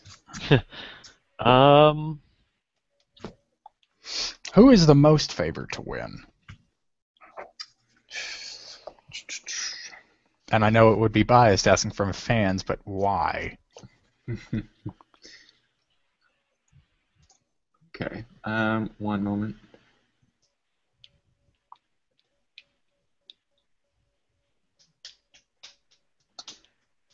So, most favored to win, the girl in the Stormhawks jersey says without a doubt, Gerald Hun, corporate pilot of the Stormhawks, is gonna win this thing because his flying is just to die for, and she flutters her eyelashes, and because Gerald Hun is a very suave, dashing Carillion kind of character, and he has $1 million smile, and people love him. Oh, well, she's obviously not biased. Yeah. I guess we have something to consider, though. Yeah, she has her Cloud Car almanac clutched tightly and points feverishly at the stats of his past races, and she's like, "See, the numbers don't lie." Okay, all right. I'll buy numbers at least.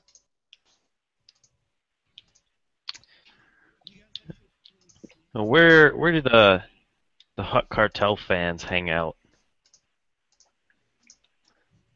So, I mean, one of them. There's one person at this table because you still have.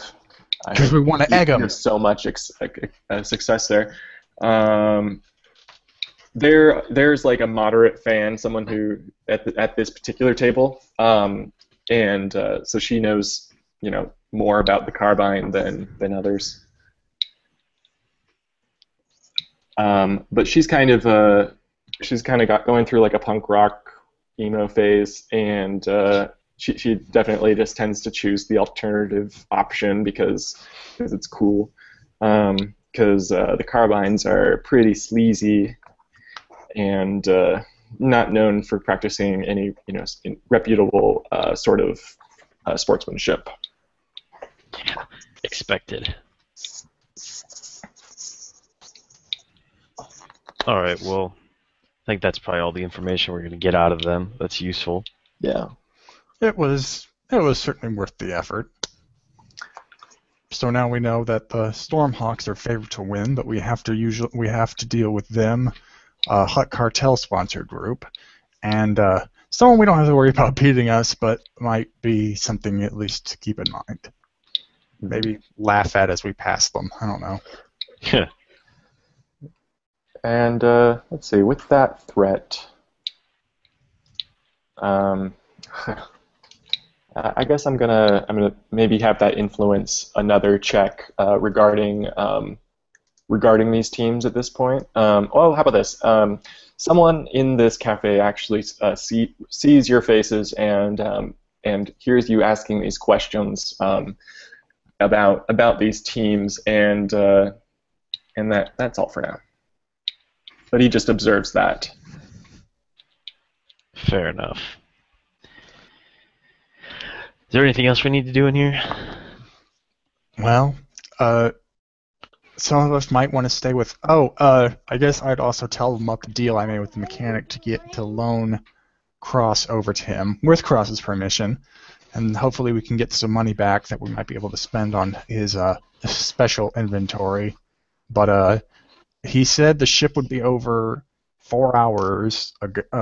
In 4 hours, and that might be a bit too late in the day, and I still want to at least get my look over, because I assume they then told me what they saw at the museum, but I still wanted my own look, so we might want to redistribute ourselves, where some of us maybe stay here with Cross and then take him over to the mechanic, while I at least go back to the museum and have my look-see. All right. Although... How long has it been since they left the mechanics? I mean, it's... you have another hour and a half until... let's see. It's about 2:30, actually. All right, well... Then, yeah, Macron can go look at the museum, and we'll stay with Cross. Unless he wants anybody else to go with him, or anybody else wants to go with him. Especially after what you told me, the conditions that you left under, it might be best that I go in either alone or with Cross, but Cross is occupied, so we definitely don't want to. We definitely with the trying with the plans we're trying to set in motion. It might not be a good idea for us to be seen operating all these things together. Definitely. Yep. Which means our presence here at the Tap Cafe should probably not last much longer, at least with all of us here. Yeah, so, I mean, the rest of us can kind of disperse. Maybe you could find a way to disable the security cameras when the museum's closed. Something like that. Well, all Macron wanted to do was to try and see if he could get the people who run the place themselves to tell him if there were any about mainly how they ran their security. But he was going to Okay. ask in a more kind of I just want to know way. Yeah, maybe more of an art enthusiast. Yeah, he has a cover story he can think of. He's got in mind. So yeah, the rest of us can kind of just disperse outside unless anybody else has any ideas, just to kind of keep the. Well, we still haven't gotten any information on the bidders. Well, that's true. Cross can stay in, right? Yeah, we could leave like Cross and a few others here while the rest of us disperse a bit.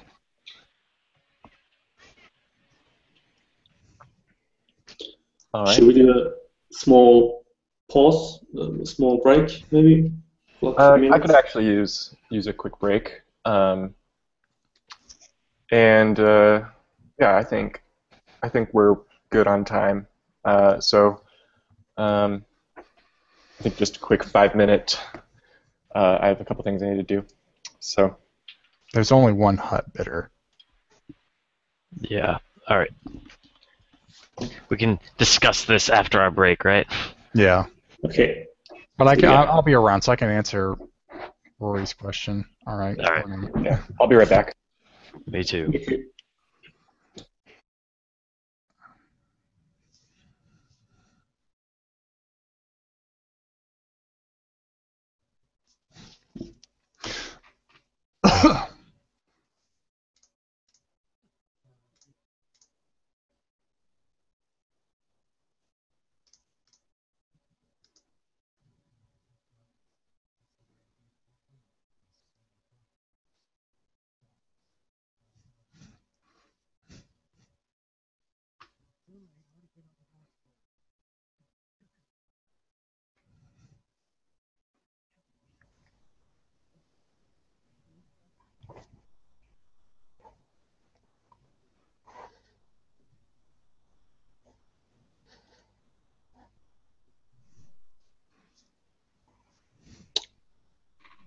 Hello. Is that working?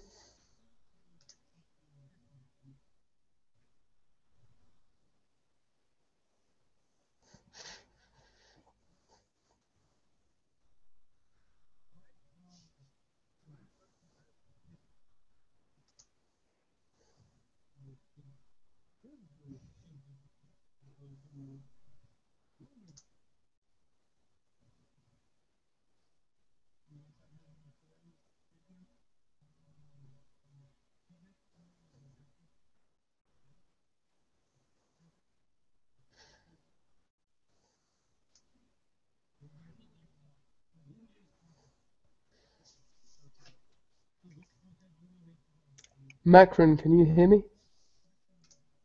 Huh? Yeah. Yeah, is it working now? Yeah. Hey, you're good. Hey, that's cool. That's cool. I think I have to speak quite loud.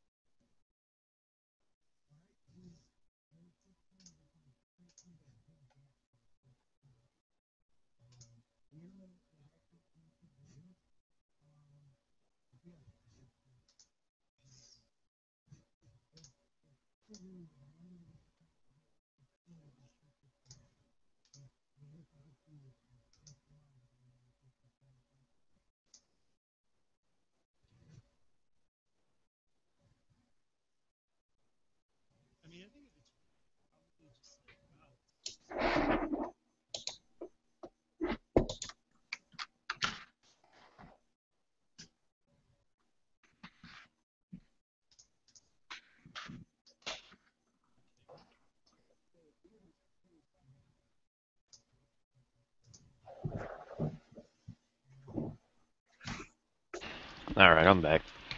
No, me too. I need to ask a stupid question. What's the reason we want to get the bid go higher during Because the auction? we're stealing the money that these people put in, and so if we can get the bidding up to, let's say, 1 million, then we can steal 1 million credits on top of the gem itself. Yeah. Okay. So we are basically going to steal directly the person who wins the bid. No, I'm sorry, no. Yeah, okay. We need to know where the money goes, basically, and. Well, we know it goes to the bank. The problem is we have to hack into the bank and basically do an account transfer. Oh, okay, got it. Which is something we actually haven't done yet, so we might want to take a look at that too while we have the time.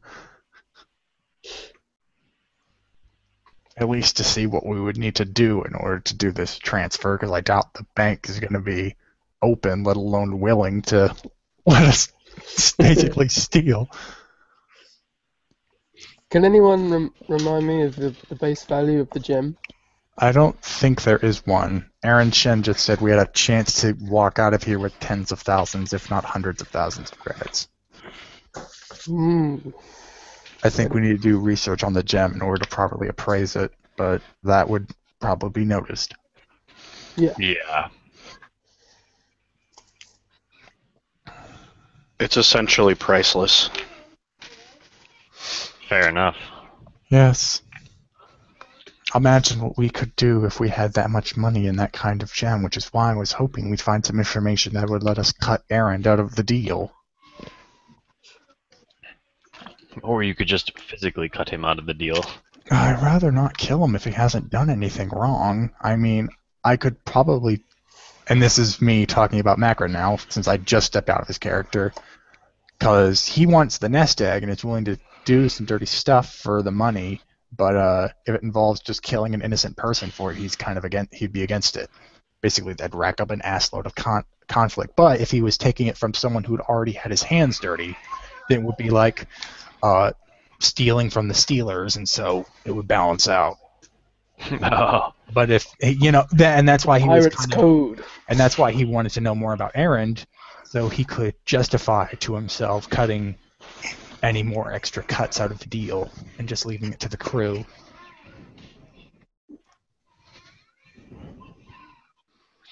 So, what would be our plan to get to the gem after the auction? I mean, the gem probably leaves.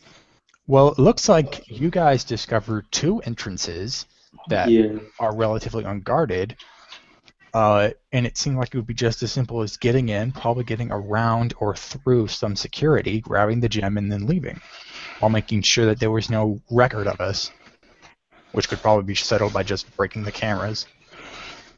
Yeah.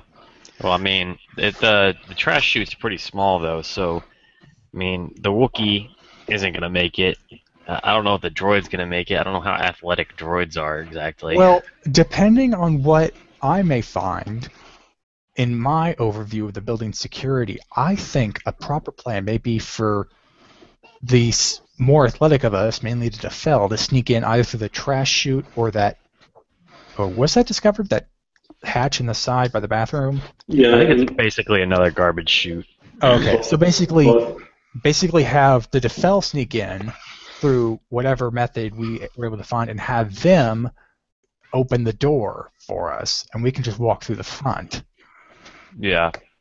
I mean, I know they probably have to get around some security to do that, but Defel being Defel, I think they could manage, especially since these lights aren't going to be on. Yeah.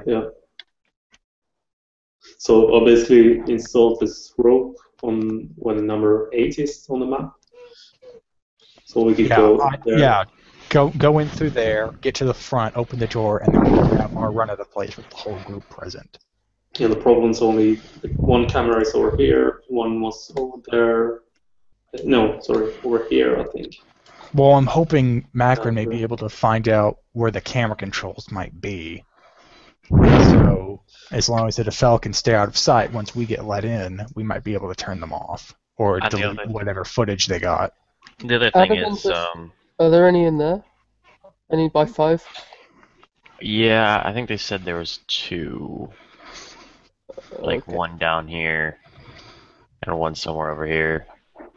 But the other problem is, like, when were we planning on stealing it? Probably the night after the auction, when Well, there's only really the museum security to protect it.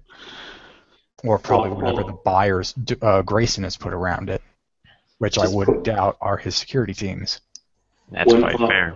when are they going to transfer the gem out of the room after the auction? I mean, Well, I would assume that they think the museum is the safest place to have it as long as it's there only for that night. I bet once the credits have been transferred to the account, they think, well, I bet if taking us out of the equation, what they're planning to do is to have the gala, and then once the auctions are submitted and verified over the night, they then deliver the gem to whoever won the auction. And so they think the safest place to have the gem is to basically leave it where it is in the museum, where Grayson will defend it with his security teams, and the museum security itself can protect it too. Probably a fair assumption. yeah. So that's when we're going to hit it at night, when the security may be highest, but it will still be the most vulnerable the gem has been in a very long time, if Aaron Shen is to be believed. I can buy that.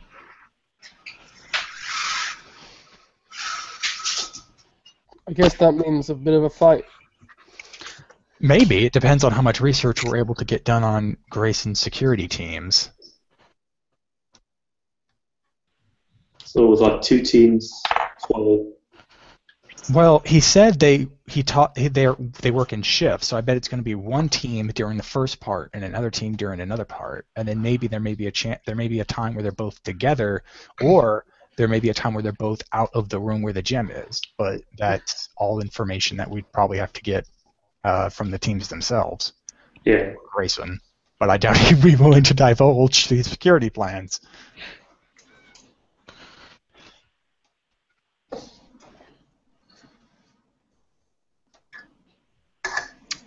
All right. Sounds like we have the beginning of a plan. Yep, hopefully. We just have to do more legwork. That is an apt assumption, but we still have to find the guards. I don't know how the museum is doing its own security, and we only know that Grayson has his teams. We don't know if, when, or how they're guarding the gem. This is all just guessing.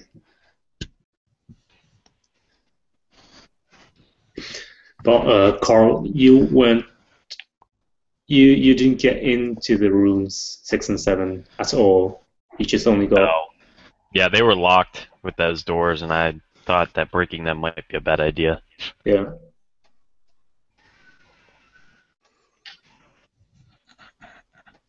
Okay, so I guess what we're doing, at least as far as we know with our current legwork, Macron is going to the museum alone because he doesn't want to be linked up to the 4 guys who kind of drew suspicion. Right. So Cross can stay here with maybe a few guys and continue his research, and then maybe a couple people can go over to the bank and give that a look-see to see what we might have to do to get the account transfer. All right. Yeah, sounds good.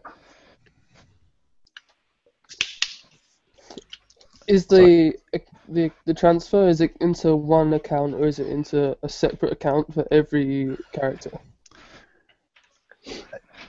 Well, it seemed like with currently Aaron's assuming that it's going to be an even split, so I wouldn't be surprised if he has us transfer it into maybe His account? his account or maybe a neutral party, and then he can divide it from there. But what I'm thinking, which Macron doesn't want to do because he doesn't really want to screw someone who might be innocent, is he could transfer it into his nest egg account, and then Macron would be the one who can divvy up the shares.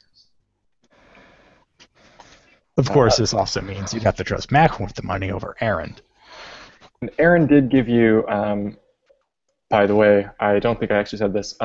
He gave you a data pad that has his off-planet dummy routing account routing numbers, and so he is hoping that you will. I mean, he's wanting you guys to deposit it into that account, or at least his portion of it into that account. All right.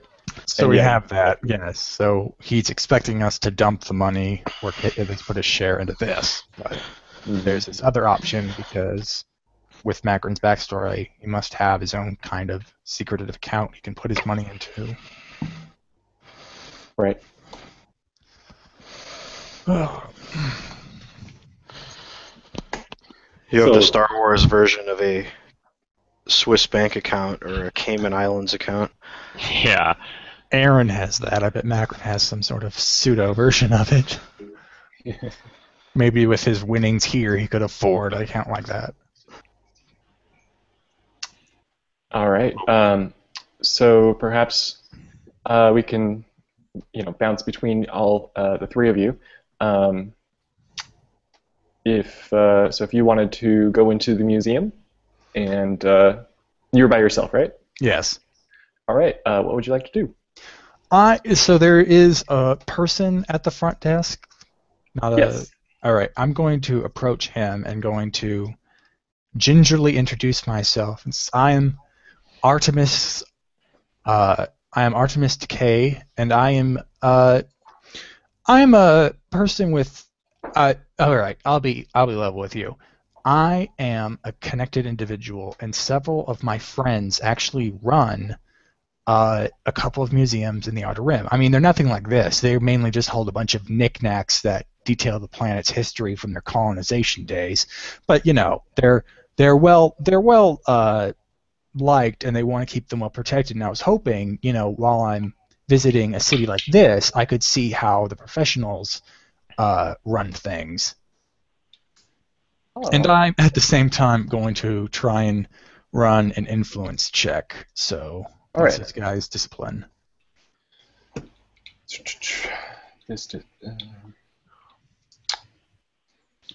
It is. It's one purple, one red. I'm going to keep those destiny points moving. I'm going to spend one on that.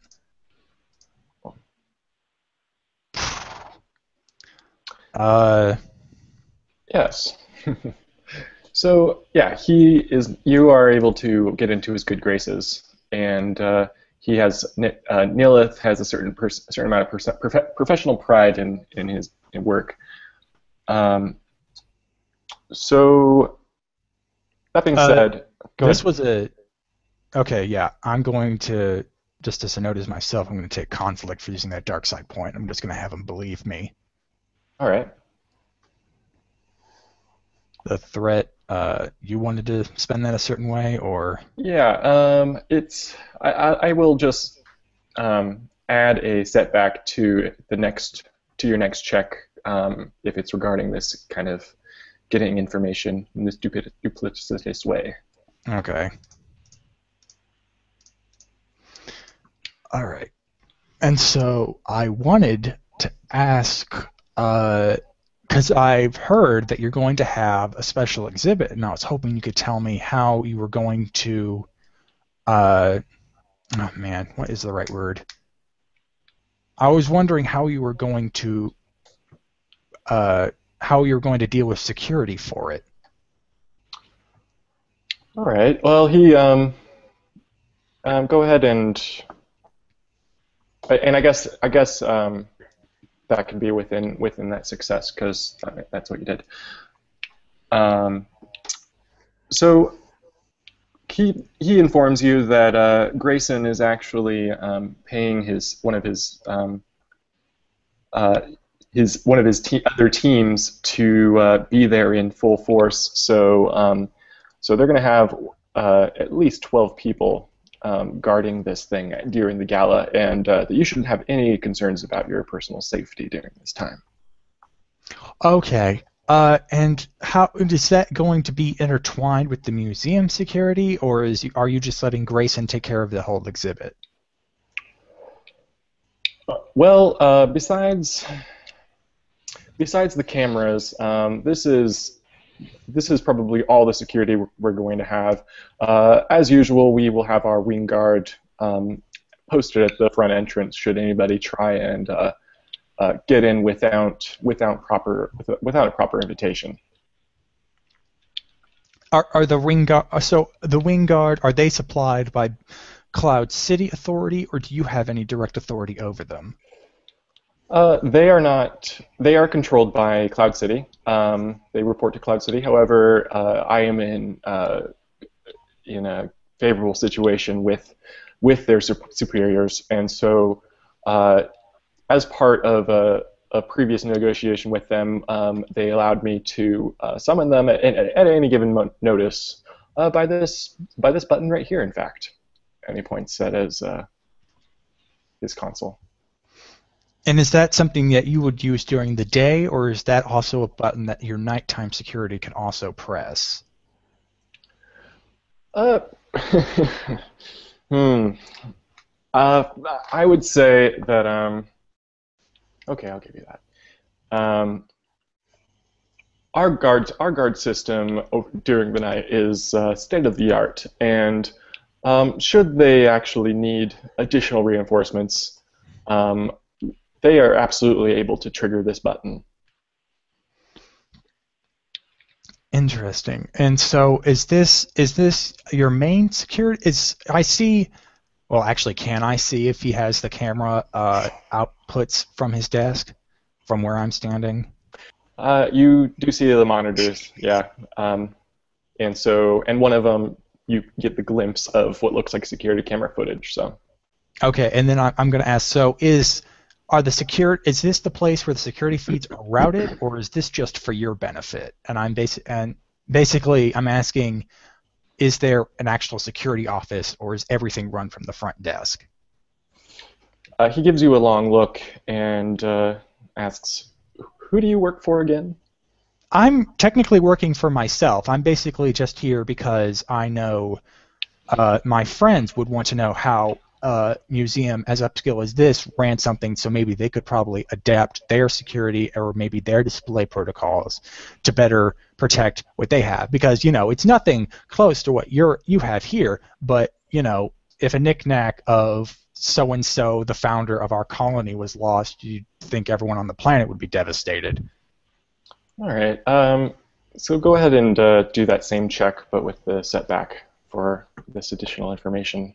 Well, that was influence. Do you want me to do a deception, or do you want me to? Oh, or do you think the time has elapsed? I would just do a deception check. With still average, or what? The one red and the one purple. Yes. Okay, I'm gonna spend another destiny point, just to give a fair trade. Excellent.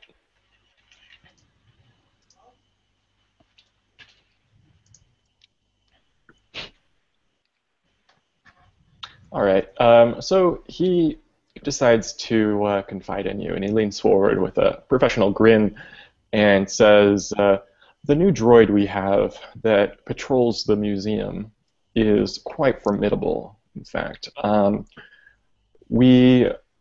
he's actually not even strictly legal as your usual security patrol droid, and in addition."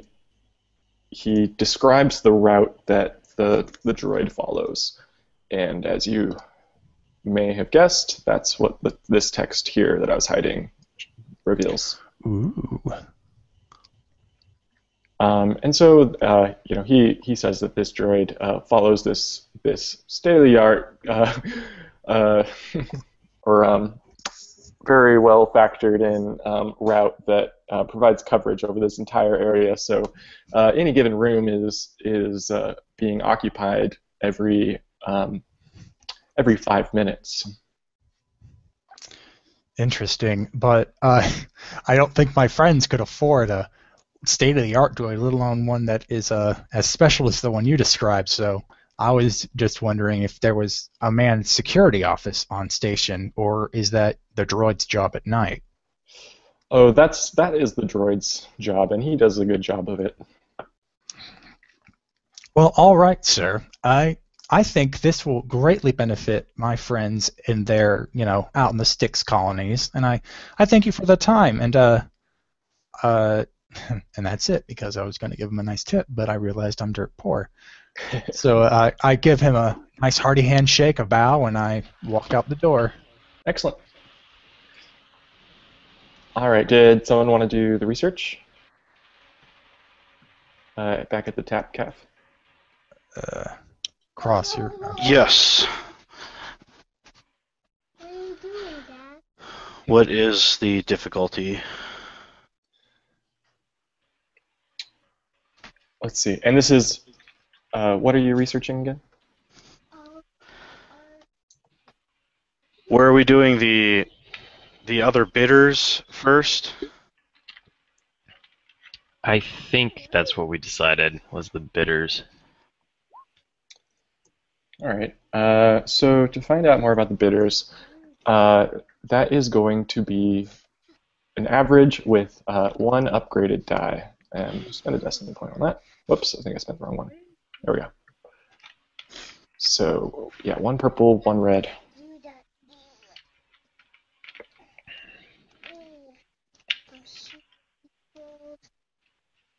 Nicely done. All right, so for that, I can give you guys the names, and then I'll give you a little bit of information about one of your choosing. And well, more than that, though. Okay, so you find a registry of the people who with the tickets currently, or with the invitations. One is Caltho the Hutt with a K, and there's a professor named Shreya Ordasa, and she's Togruta. And then there's Mil Mikor, and he's an aristocrat, and used to a life of luxury and wealth. And there's Pos Poddura, and let's see, Pos is not is more of a common sense type creature. Doesn't really feel comfortable or in his element amongst these luxury, this so much immense luxury, and is fairly socially awkward, actually. And then there's Eliza, who is a human that is seen fairly often on Cloud City. But people find it very hard to get close to her. She doesn't really reveal many personal details about her life to anyone, and doesn't seem to move in any of the usual social circles. But she's an older lady, and people just think of her as an odd recluse. Now there's Vorse Tabarith, of course, and he's married to Aris Shen, and in addition to being, in addition to having his corporation of Tabana gas selling, he is also a casino mogul, and he has been known for a lot of local racketeering and improper bookkeeping, actually. And then there's Zekra Fall, who's actually an outsider of Cloud City, and first time that any recorded trips. This is our first recorded trip to Cloud City, in fact. And she's a human, just in her 30s or so, and she has in the hollow image you see she just has a pretty nondescript, business-like demeanor, and especially in her clothing. And I believe that's all 7.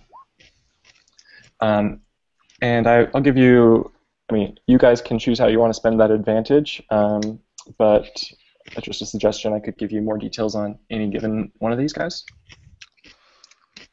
Do you want to Yeah, I get. So if we spent that, the advantage would only give us more detailed information on one of the bidders. I mean, if there's something specific you were looking for, or if you wanted to see which one of these was more apt or likely to be in such a way, I could, or if there's a specific piece of information you wanted to know about all of them, that might be a useful use of it.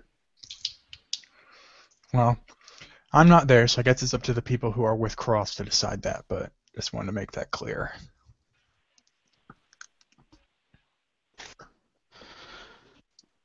No, I'm open to suggestion on what you guys want to know more about. So I mean, honestly, probably our best bets if we're trying to push the amount up is to figure out who has the most money and who is the most interested. So, I mean, those are my two suggestions. Either find out who has the most capital or who really, really wants it. I think the hut is the most dangerous one. Worth might be good because we already know something about him. Or Neil chose the luxury lives. It might be easy also.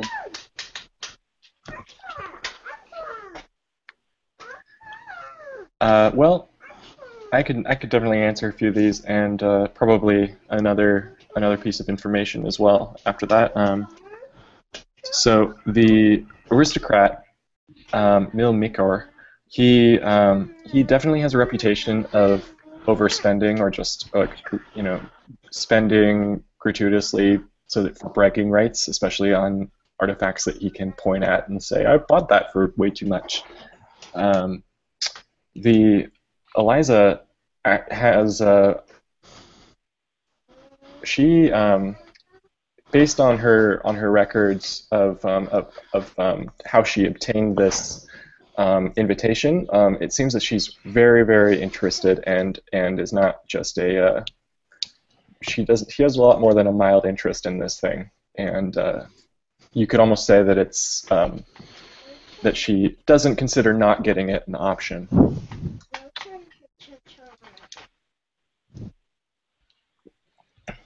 Any other information you guys would like?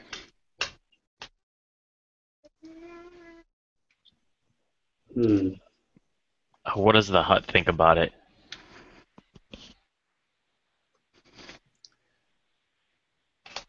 Well, so Caltho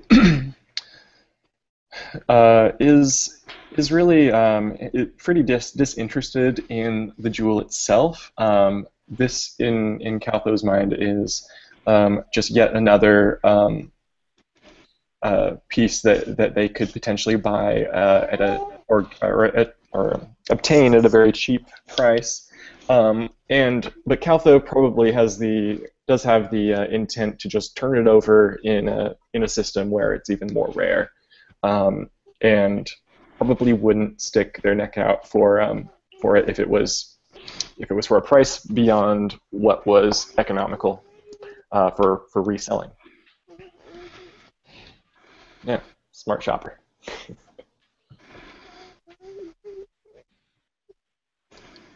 Alright. That's probably all the stuff we need, unless we have more questions to answer. Alright. yeah, that sounds good.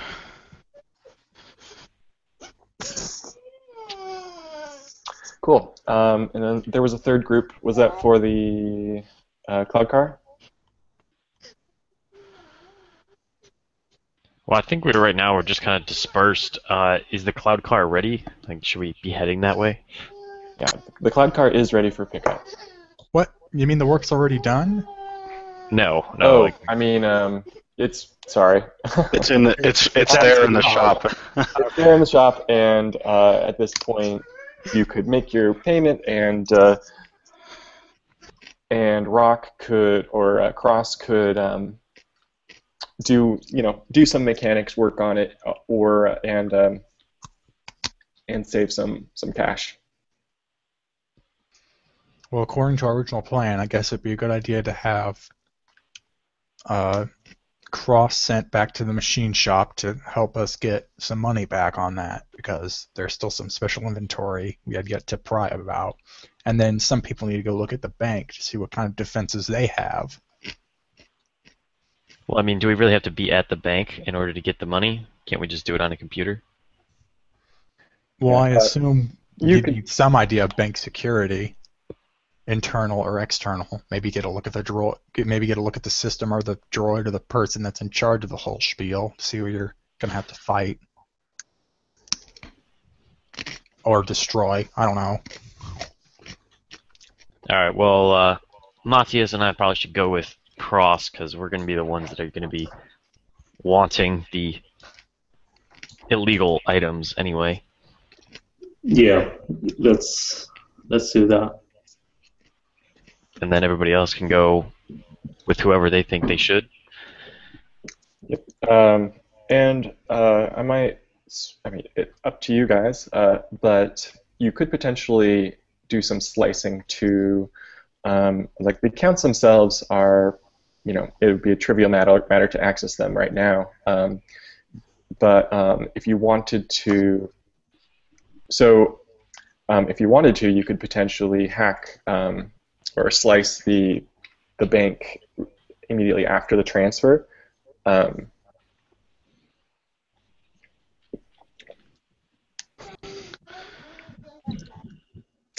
Yeah, it's up to you guys, or you could physically get the credits. however you guys want to handle it. I do have a slicing kit built into me, so. So there is like a physical transfer of the credits. You could basically rob the bank. But imagine all the credits we have to take out with us. Right.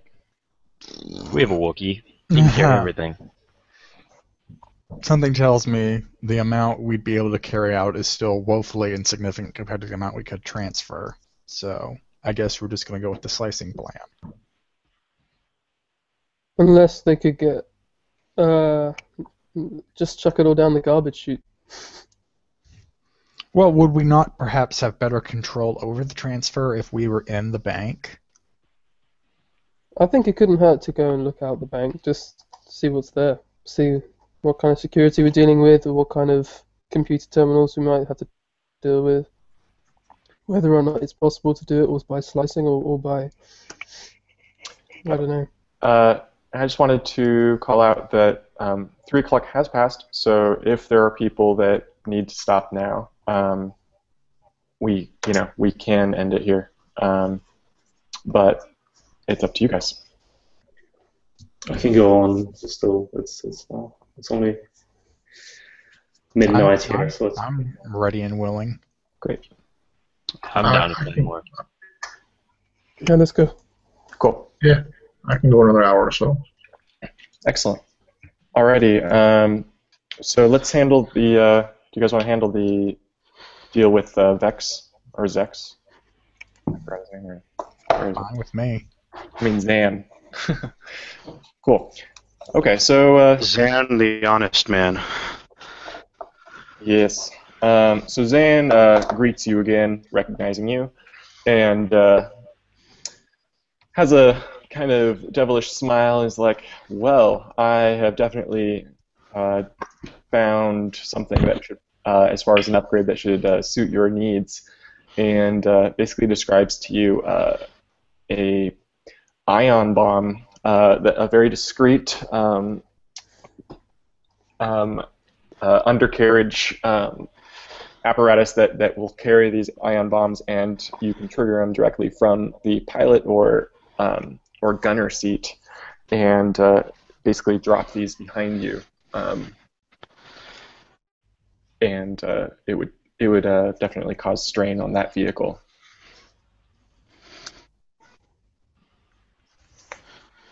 And he wonders if that will do.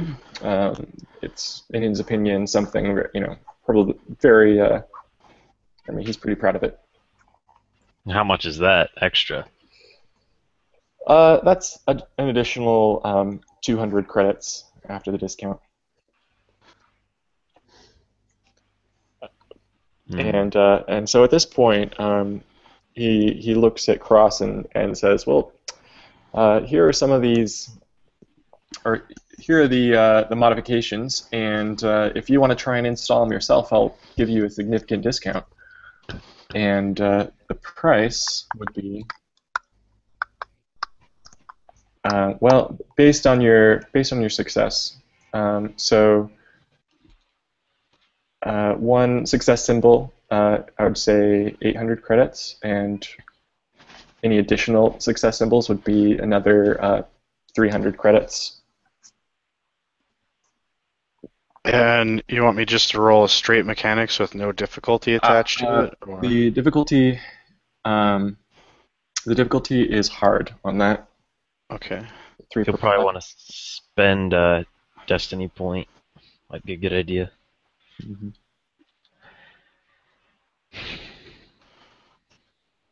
All right. And are you going to upgrade that at all, or are we set? That's set. Okay. Are you kidding me? Did it all. All right.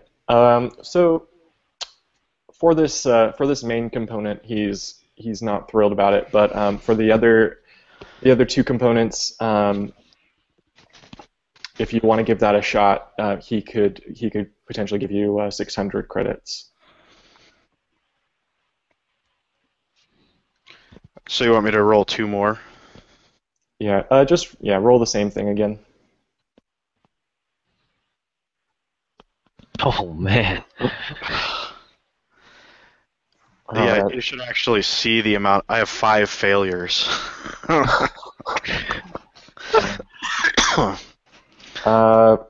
Perhaps spend that advantage to boost the final check. Yeah, maybe. Yeah, that sounds like a perfect idea. I believe you'll get 2 for that, right?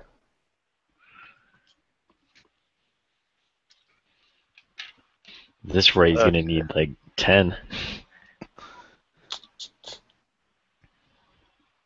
Alright, here we go. Hey! There we go. There you go. And so, let's see, 1, 2, 3, 4. So, yeah, he will award you 600 plus 200 for the rest. So, yeah, you made a tidy sum. Sorry, I'm not used to working on cloud cars.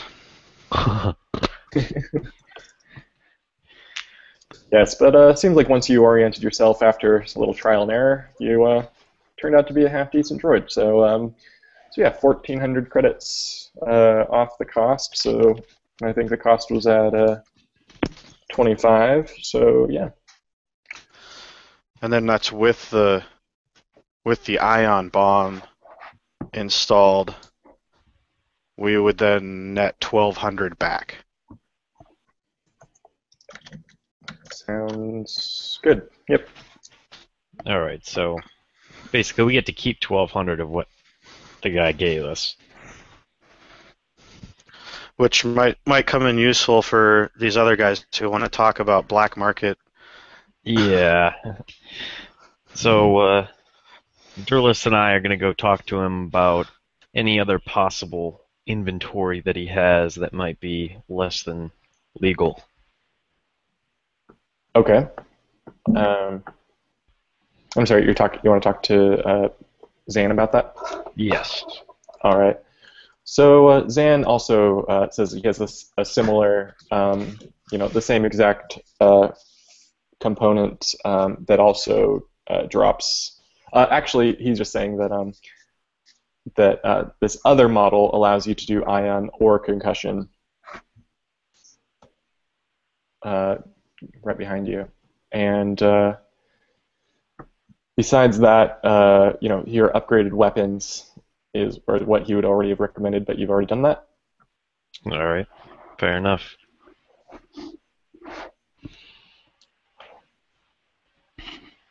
and it'd just be an additional 100 credits if you wanted to get the concussion and instead of the other one. Oh, what's the difference for those two, just rule-wise? One will deal system strain, and the other one will actually deal physical damage to the ship. And so system strain can, if your system strain drops out completely, is completely zeroed out, or -1, then the ship would fall out of the sky essentially, without being damaged until it hits something. I think we're good with just the ion one. Okay. Unless anybody else thinks otherwise, feel free.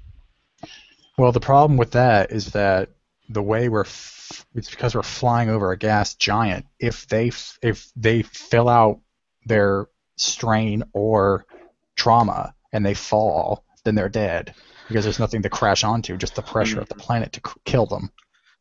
I would hope that if this is like a big, huge cloud car race, that there's recovery vehicles out there or safety vehicles. You would hope. But if there aren't, we end up killing someone, and I don't think you can really miss an ion bomb going off.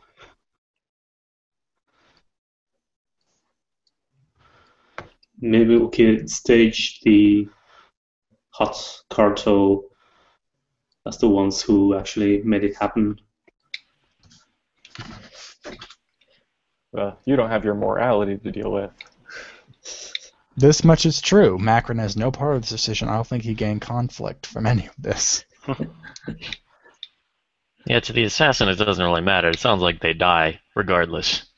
Well, the problem is the problem isn't moral, because if they die and it's seen, then it's illegal. It's only really if they disappear and no one can really blame you for it that you can get away with it.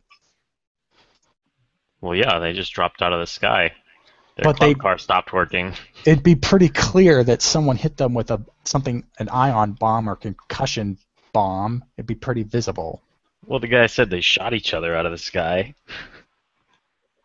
But that's without them. The problem isn't doing it. The problem is being seen doing it, and it'd be pretty hard to hide an explosion.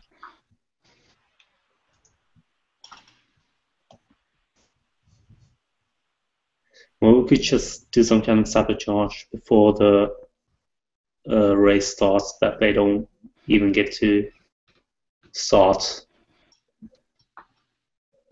without big explosions.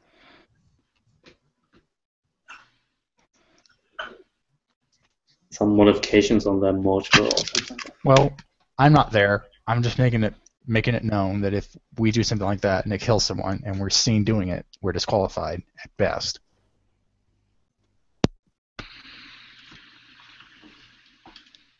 It's still a good thing, I think, to have up our sleeve.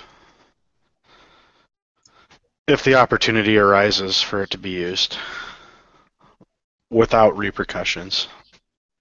I would agree. Yeah, better to have it than not use than to need it and not have it. Exactly. If it was as simple as putting some explosives in an exhaust pipe or something, I reckon it'd be worth doing.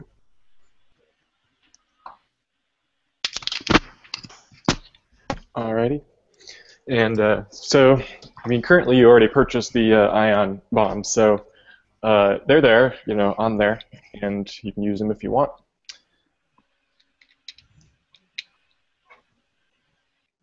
All right, I don't know. Do we have any more business with this guy? Yeah, I was thinking maybe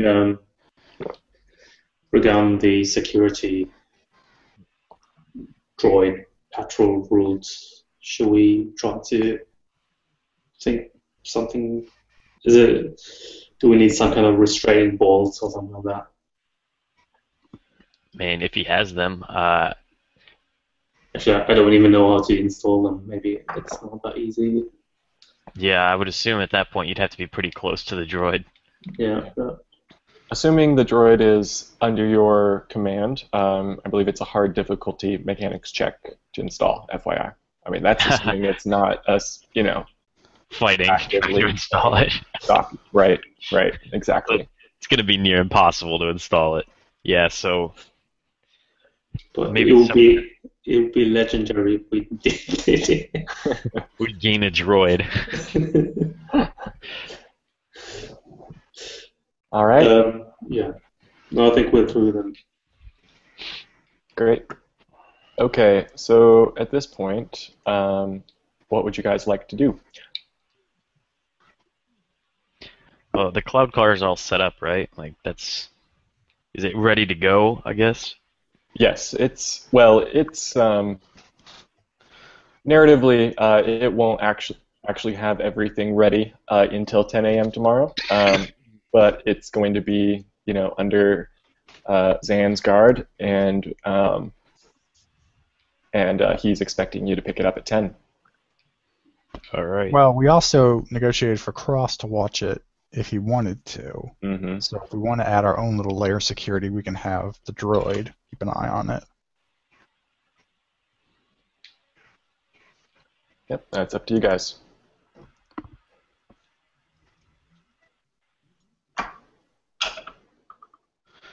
Yeah, I mean, I'm all for watching it. I don't need to rest or sleep, so Great. maybe a little recharge, but All right. Well, then what's next on the list to do? Checking out the bank, because even if the group seems to be a bit middle on that issue, I still want to at least look at it. All right. So you guys have through going back and forth through this down these streets, you've already located the bank, and as it happens, it is closing time. It's about 5 now, and instead of and you notice that at this point, droid guards that were standing there, well, actually, rather, the wing guard, 2 soldiers that were standing at the entrance are being replaced with droids at this point. And if you wanted to take a quick peek in, I mean, it's moments to closing, but you'd be able to take a quick look inside without arousing too much suspicion.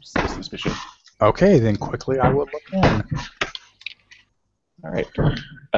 So let's see. You see basically think of your basic credit union. You see a desk with, or one of those long bar desks with, but this one actually has, what do you call it? Durasteel, but not the transparent Durasteel, or whatever you call it, between the people working the desks and the main foyer area. And there's basically a vault to the right of it, or presumably the entrance to the vault. There's like a little antechamber, and most likely the vault is back there. People are leaving. Like there's 1 or 2 last people standing there getting final withdrawals or deposits, but most of these areas are closed off. All right, so is there a person I could talk to? Yeah, there's someone straightening up the foyer, and she looks like a lower level employee of the office. All right, I walk up to her and I go, "Excuse me, I know you're about to close, but I guess the actual legwork can wait until tomorrow. But I just had a quick question. If I wanted to transfer my credits from another account I have off planet to here, how would that be? Who or how would that be controlled?" All right. So she looks at you and says, "Well, of course you would need to talk to one of the people that are at the. My words are failing me. At the desk at the back, and we could set that up with your routing number and information, and of course ID." showing that you belong to these various accounts. Okay. So is that's all done by manual input then? Yes. I mean, you of course can access the bank online on the HoloNet, and any of the same fund amounts can be transferred with that method. All right. Mhm. Thank you for your time, then. I'm just gonna take that moment to turn away and walk. But as I'm walking out, I just want to do a quick glance around for cameras. Not really investigating, just like on my way out, looking left, looking right, see if I can't spot a camera or two. Sure. So there's a camera by the door, and there are 2 cameras in either corner on the other opposite side of the room, and so it creates a triangle of pretty much the entire space. Okay, then. And I'm out. Any kind of security measures on that door? Through the door itself. Yeah, what kind of door do they have?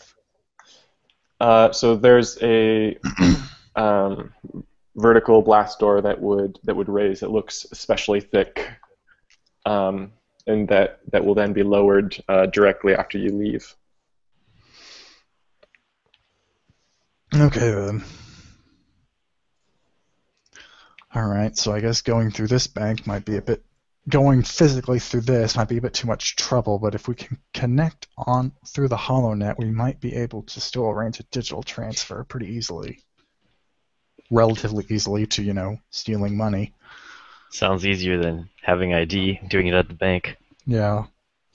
I was Not thinking to maybe, mention this door we have to break down just to get to the physical credits. I think because the physical way is that hard, maybe from the person that were most easily influenced, it seems like Neil or Elisa or Eliza. Eliza. They seem the most eager or maybe even dumb characters that we might maybe be able to influence them and fake the transaction that they would directly I don't know, like pretending to be the bank, and something like that. But how would they arrange a transfer out after someone else had probably already run the auction? Because we're trying to steal the money. If they won the auction, then we can't arrange it with them. I mean, when they are going to transfer the money, to pretend to be the bank and then get the money by ourselves. I mean, get some kind of contact with the persons, pretending to be someone from the bank, and they would never go for that. We'd have to be in the bank and be able to pass ourselves off as a teller or another official. Is this being call foul? Is this being run? The auction being run is like a standard auction where you would pay whoever buys it will pay the auction agency, or would this be more of a direct transfer? This is a direct transfer in this case. So there's an account that is it would all be transferred into this museum's corporate account. And then I guess from there into Grayson's account. So we don't have to know the details of the individual's accounts that purchase it. We really just need to get the museum corporate account, watch for large fund transfer, and then hijack redirect the transfer. That sounds about right. Okay. So at this point, I mean, you have some time to kill. It's after 5 o'clock, so regular businesses are closed.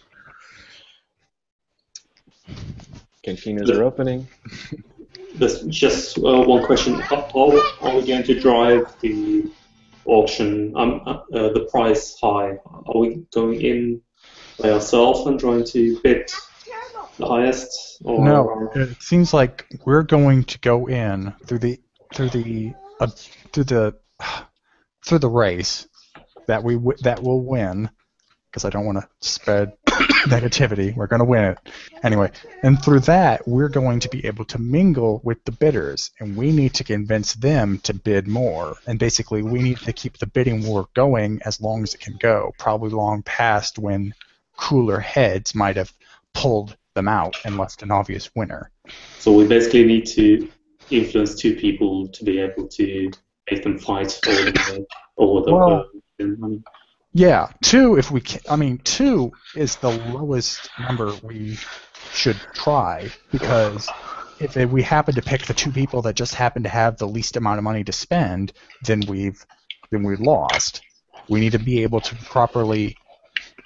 We need to either play the whole room and play all the bidders against one another, or properly identify the highest bidders and then have them fight it out.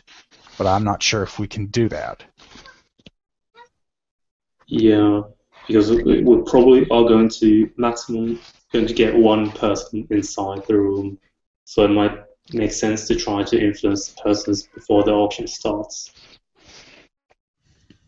If that. So I guess our next step would be to find the bidders, or at least as many as we can find, and that would take a while. They might all be at the race, though, so maybe while some of us are racing, the other people can play off the bidders. They must be spectating the race. Yeah, I mean, if it's a big deal, then you probably have people that are of higher class coming in to watch.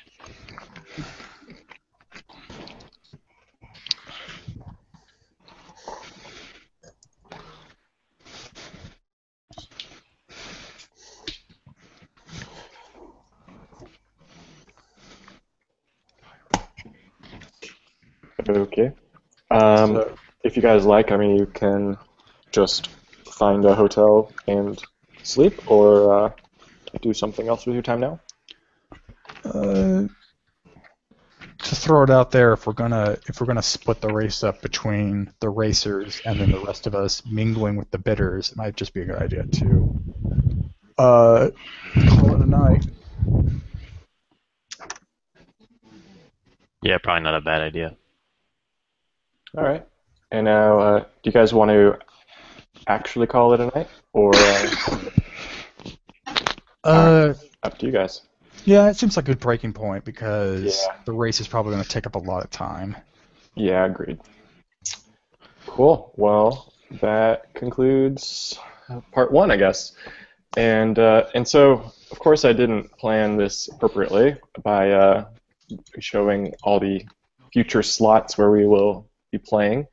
So I was making a what was that? It was like doodle.com. Basically a series of time slots that we can choose from, and basically pick when to pick it up. I'd like to do it in a week. Yeah, that works for me. Same time next week works for me. Does anybody have any issues with that?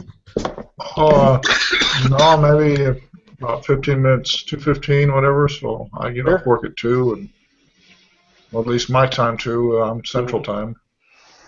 Absolutely. I mean, we could just say, 2:30 or 12:30 Pacific Standard Time. Yeah, that worked better for me. That I'm not rushing, but yeah, I don't want to whatever rush, so I don't want to. Works for me. Yeah, I'm good with that. All right. Great. So on the 14th can you say the time again? At 12:30 Pacific Standard Time, so 30 minutes later. Okay. I realize it's probably midnight your time, 12:30. Yeah, midnight 30. Well, Okay, but thanks, Jeffrey. It was good fun. Yeah, and if you guys have any questions right now, of course we're done, but I can stick around and chat if you guys have any questions. So are you saving the experience dole out until at the end of the episode? Oh, thanks. No, but let's see here. No, I'll just adjudicate it now. You guys can all take 20 experience at this point.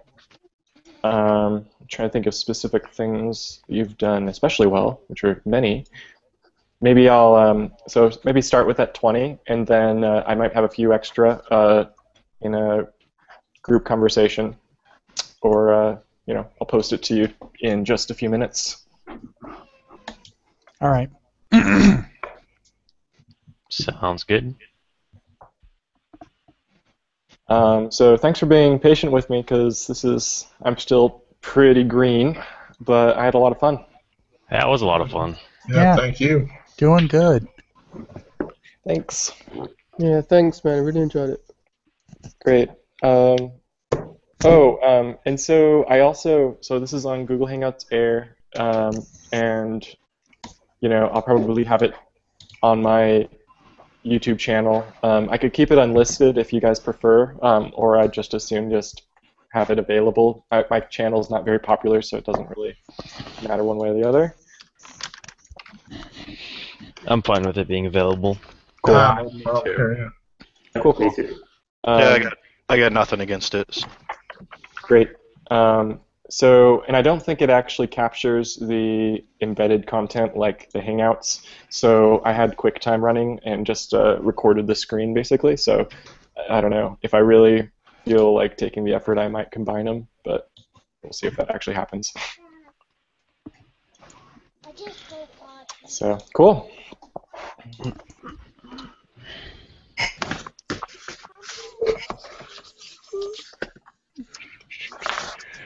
See ya.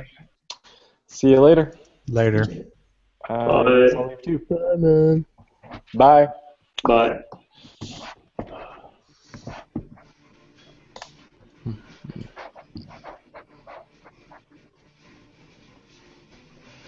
Hey, I have a question, because my character sheet is obviously different from yours, and I want to sort it out and make it good. Yeah. Because I want to keep better track of it. I'm sort of losing it with this. So, what is the character sheet that you're using? It's 6 or 7 pages long, and mine's only 2 pages. Are we using the generator for that? Oh, is it the Ogdude one? Yeah. Yes. I see.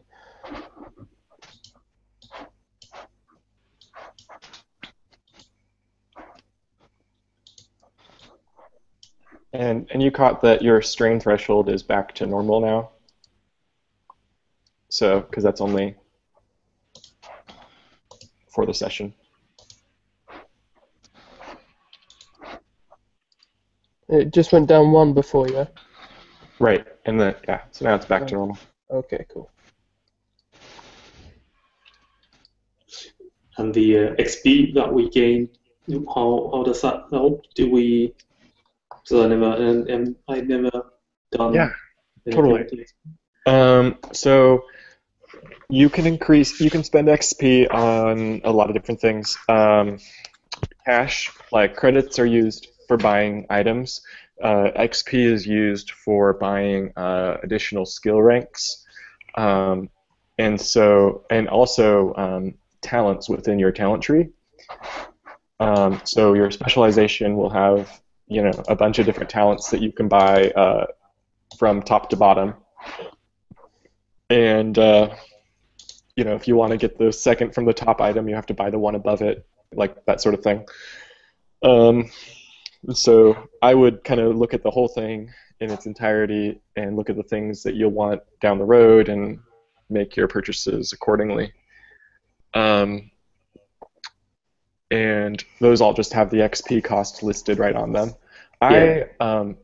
I have this spreadsheet that I just made.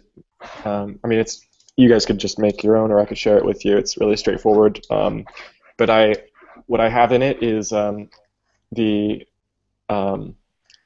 its current or X, like here's like so say 20 XP, and then to the right of it, it's like where did this come from, and then I say this game, and then how did I spend it, and then you put down how you bought what you bought on it. Just super straightforward. So the reason I do that is not only just to have a good history of it, but if I ever make a miscalculation and needed to go back and fix something to make it right, then having a full history of the ebb and flow of the transactions is really useful. So like, what did I spend it on? It's like rank 2 in piloting planetary, and do you guys have a pretty good grasp of what the cost is for ranks and skills? Yeah, it's if it's in your class, then it's 5 times the skill you're going up to, and if Right. it's not, then it's 5 times the skill you're going up to plus 5, right? Right. Yep. And the characteristics, as I'm sure you guys know, are all locked in because those can only be changed at character creation. So, you just want to spend the skills instead, or spend it on skills instead to bump those up.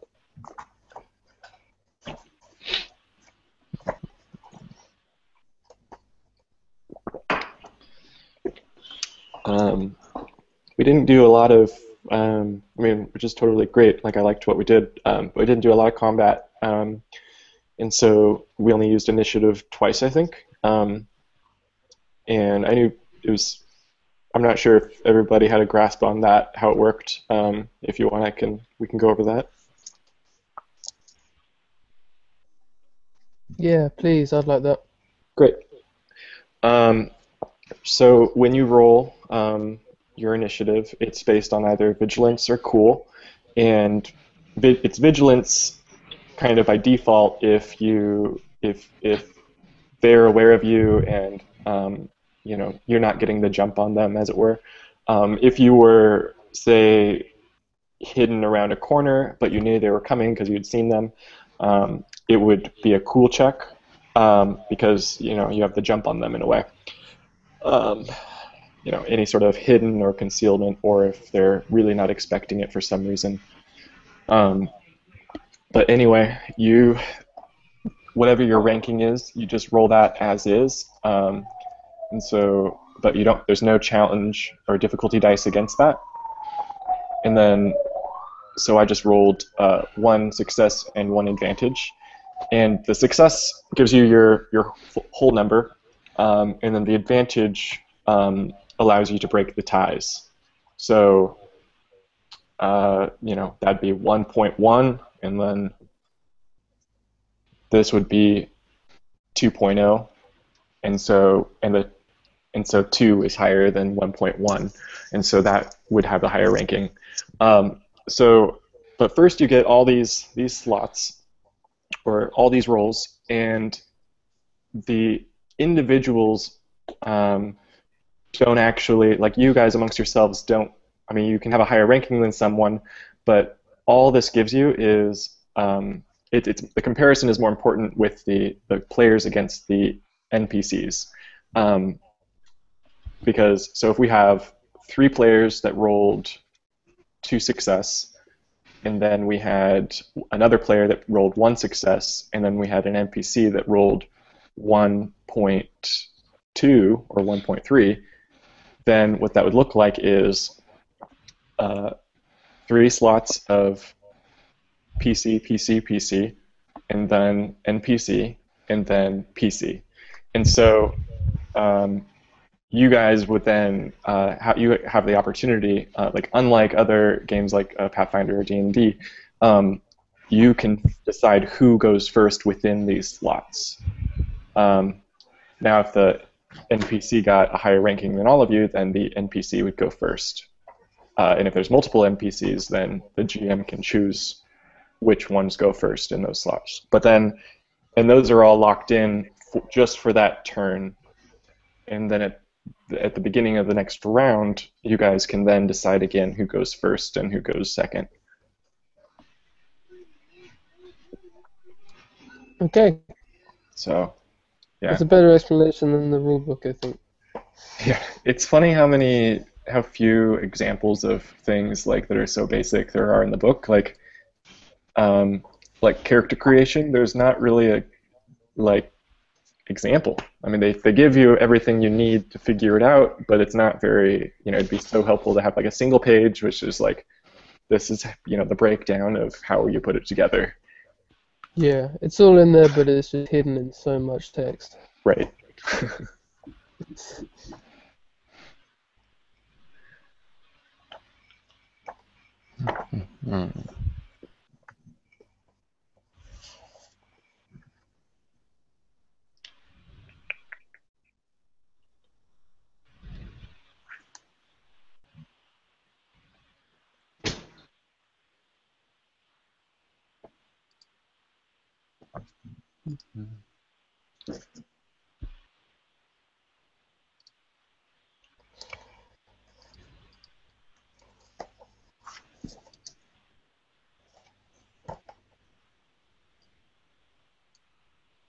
Cool. Well, I think I am going to bow out. All right, sounds good. Thank you for the adventure. Of course, it was a lot of fun. Thanks, Jeffrey, and yeah, see you on Sunday. All right, you guys have a good Thank you, Jeff. Yeah, and thanks for your patience. night. All right. Not at all. Thanks for your patience. All right. See you next week. See ya.